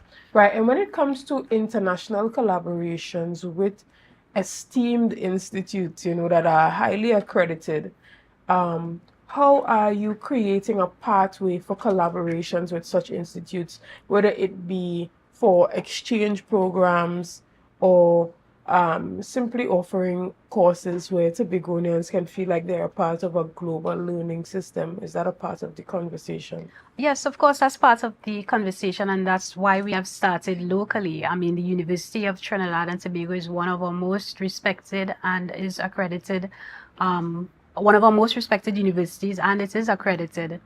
And of course, that will open doors for students as it is. But remember, the Coordinating Executive Committee, our mandate is really to get the Institute going. So we have done that and more. And of course, in the future, as we work on our legal framework and all the other logistics, we will have room for international and other collaborations. Do you see any collaborations taking place between the Tobago Agricultural Institute and Research Institute, and the THTI? Yes, of course. I'm sure that will happen, especially in the field of agro-processing. We have a very vibrant agro-processing sector as it is. And of course, we will want to continue to foster that. So yes, of course, we are open to collaborations with the Tobago Hospitality Institute. Right. What are some of the key areas that you think is important for students to understand when it comes to studying here in Tobago, particularly in the area of agriculture? Well, in the area of agriculture, well, as it relates to the courses that we have Yeah, on and offer, why the do you think certificate. it's so important for them to study here in Tobago? Because you know, a lot of people want the experience of going to Trinidad to study. It's a part of the college experience, if I might say, you know. But why Yeah. do you think it's important for them to want to participate in programs of this nature right here in Tobago? It is wonderful to be a part of a larger global, conversation with regards to, meeting new people. You might meet future prime ministers, you might meet future ministers, when you go to study abroad. But, there are some persons who just simply cannot afford that. Yes, it is important to build our economy and whatnot here. It is important to give back to our society and to grow our little space here. So I think for us, it gives persons an opportunity that has not been here before. Right. To be able to have the same quality of education as your counterparts in Trinidad, right here in Tobago. And I think that is a wonderful thing. Excellent. And what is the Institute doing to ensure that just as Tobagonians are excited to go to Trinidad to study at university, that the same can be said for Trinidadians who would want to have the experience of going to Tobago to study? What would be our competitive advantage? What can we present that would make students from throughout the region want to come to Tobago to study agriculture? I think as a twin island republic, we are blessed with such vibrant and diverse culture. So there are some things that are offered in Trinidad that, of course, we cannot provide here. And there are some things in Tobago that are quite attractive to persons in Trinidad. So I believe that Tobago does have a lot to offer to both Trinidad and to the region. In terms of our uniqueness and our culture. So I think that makes it attractive to persons to come here. Right. And what are we trying to make as our competitive advantage, you think? In terms of the program and the university, what would be your competitive advantage over other universities? Well, again, TARI is intended to be an institution for research and development firstly, all right, and that will foster innovations that will bring opportunities, new opportunities to, grow our economy, to foster a more resilient agricultural sector. So I think those things are attractive in and of itself. Excellent. And when it comes to the structure that currently exists at the Kendall Farm School, there's already a principal there and already a functioning administrative structure. To facilitate this new institute, is it that would change, would that evolve, or would that remain the same? As it is now, it will remain the same. Of course, there are persons who don't want to do accredited courses.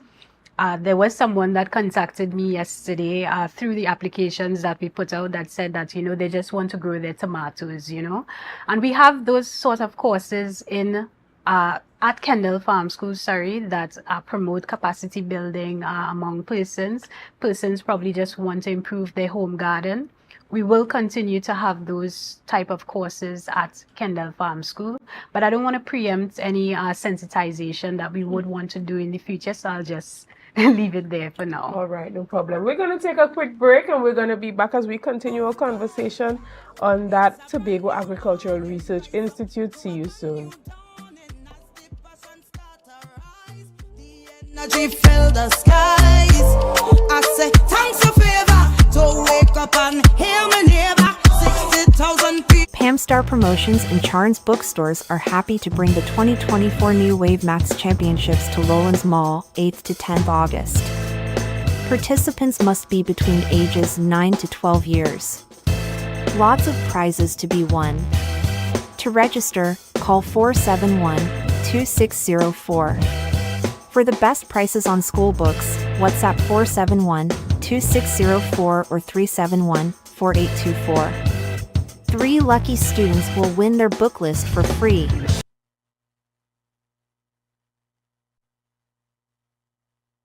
You can now get whatever you need whenever you need it anywhere in Tobago with Tobago. Your meals, medication, groceries, and shopping all delivered directly to you. No more hassle, no more stress. Get the Tobago app today on Google Play or Apple App Store. That's TAPPOGO and let us deliver to you. Check our website at www.tapogo.app or call the experts at 494-TOGO and 484-4746. Tobago.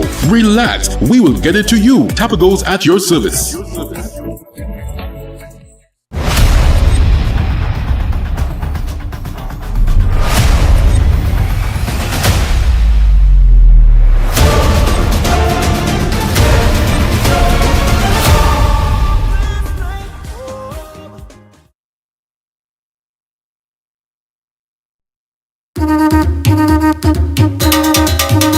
Oh yeah! I said I can't wait for Tobago in October. Embark on an adventure to the greatest little island on the planet. Tobago invites you to ritual, revelry, and release. Whining in the Bago sun, having Bago fun in Bago drinking rum. We go jump up and carry on. From October 25th to the 27th, 2024, experience the energetic vibe, the vibrant colors, and the unforgettable spirit of the Tobago Carnival. Down here in Tobago. In Tobago. Whether you're tripping down the road or marveling at the beauty and creativity of our artisans, Tobago Carnival is an adventure. I said I wait and I wait and I wait and I wait for Carnival to come. So I call all my friends, making my plans for the Tobago Carnival fun. Join us for ritual, revelry, and release. Tobago Carnival 2024, where every moment is memorable. I said I can't wait for Tobago in October.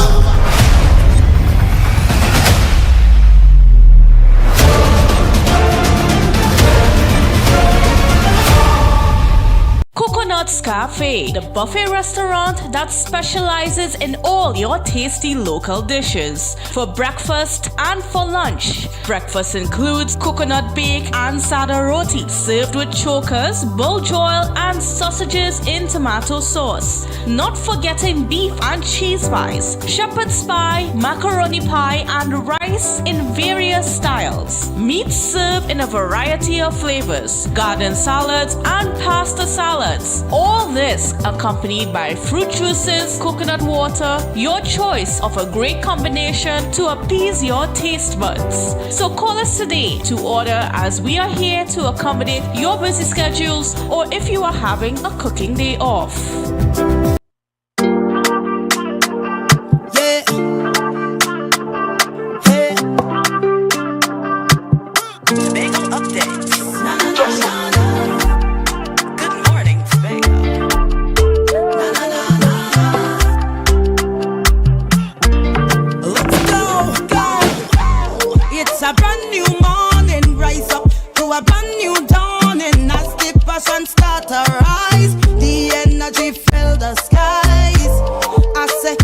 Good morning and welcome back to Good Morning Tobago right here on Tobago Updates. If you're just joining me, well, you missed a really interesting conversation that I have been having with Miss Alicia James, who is the chairman of the Coordinating Executive Committee for the Tobago Agricultural Research Institute. And we're talking about the courses that they're going to be offering come this September. And if you are interested or know anyone who may be interested in pursuing a certificate in agriculture or a certificate in agro-processing or just a diploma in agriculture, you can contact her. She's going to give all those contact details to allow you to reach out to them, fill out the forms, fill out the applications, and get started. Now, these are the type of courses that help to create a strong foundation in the area of agriculture. So for the students who may just be coming out of high school and want to pursue a degree in agriculture, this may just be the right start for you. Instead of going to do A-levels or CAPE, having these type of pre-bachelor's certificates may help to jumpstart your career and your education journey. So, Ms. James, tell us a bit about how persons can reach out to you or reach out to the Institute to begin the admission process? Right. So again, we would have posted a couple of days ago a flyer which has a form link attached. So they can follow the link and fill out the form, which persons have been doing quite well. Again, we've had over 130 applicants, which is wonderful. And you can call 639-1966 extension TARI to reach someone who could further guide you along through the process. And that is 639-1866. I can't remember the number offhand, but it is also on the form. Okay. All right. Now, when it comes to the requirements or the prerequisites to get into these programs, whether it be the certificate in agro-processing or the diploma in agriculture, what is the criteria for getting into the program? I don't want to give too much, I don't want to give incorrect information, but I know that at least one of the courses you require at least 5 O-levels. And I believe that there is a mature entry route as well. I believe that's the diploma in agriculture. And for the certificate programs, I believe one of them you need at least 3 O-levels. For both the minimum requirements, I believe you require a science subject as part of your qualifications.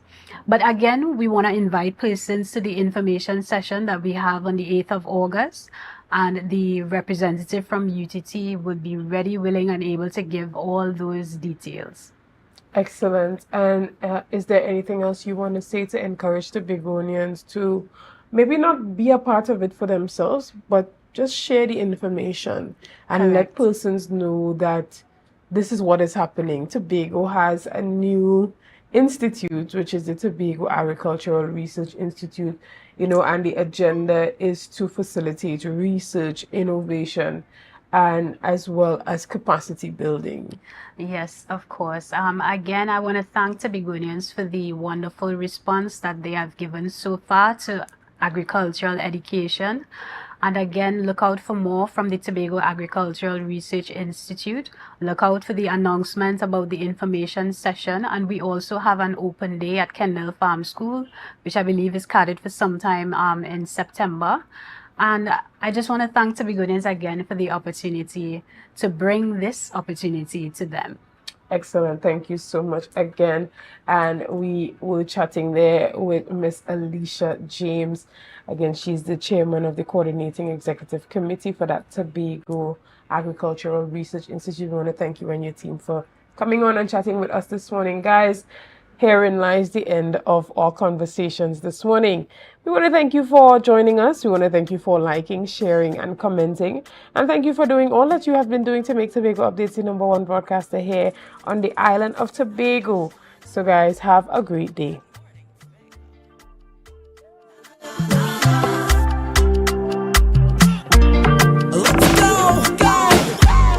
It's a brand new morning, rise up to a brand new dawning. As the passion start to rise, the energy fill the skies.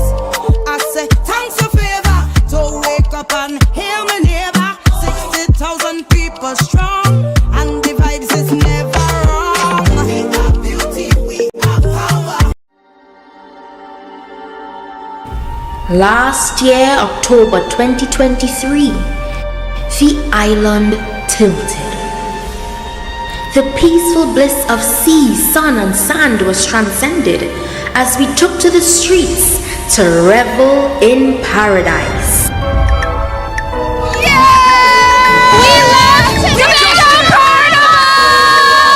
Tobago! It's such a nice place! Tobago Carnival right here. We're not leaving till we go right down.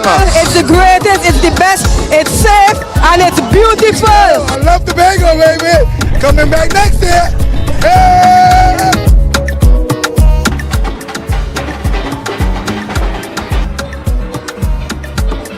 Playing pan on the streets is a magical experience. When the band strike up, is rhythm, steel, and powder. This is Tobago Carnival. Pan in paradise. Tobago is the best. Tobago Carnival is the new home for the legend of Calypso. Where else can you get sweet Calypso music that gives you that nostalgic feeling? Soca Titans is we title, is we monarch. We built artists from scratch who can perform with the best. Real Titans of Soca. When last you've been to a party, plenty women looking so nice. We must be in paradise. This year, ritual takes on new space and dimension. Traditions will be reimagined, breaking free, and taking on new meaning on the road. I love the energy! This year, the revelry is bigger and better. More colors, more meaning, great packages for the masqueraders. Tobago Carnival is freedom. This year promoting safety in all events for Tobago Carnival. This year promoting whining, not minding people business. This year promoting clean fun, security and freedom. Freedom to be any version of yourself that you choose to be with love and safety. Here, you have permission to be you, uninhibited and free. So what you waiting on? This year, this October 2024, experience the ritual, revel in paradise, release yourself.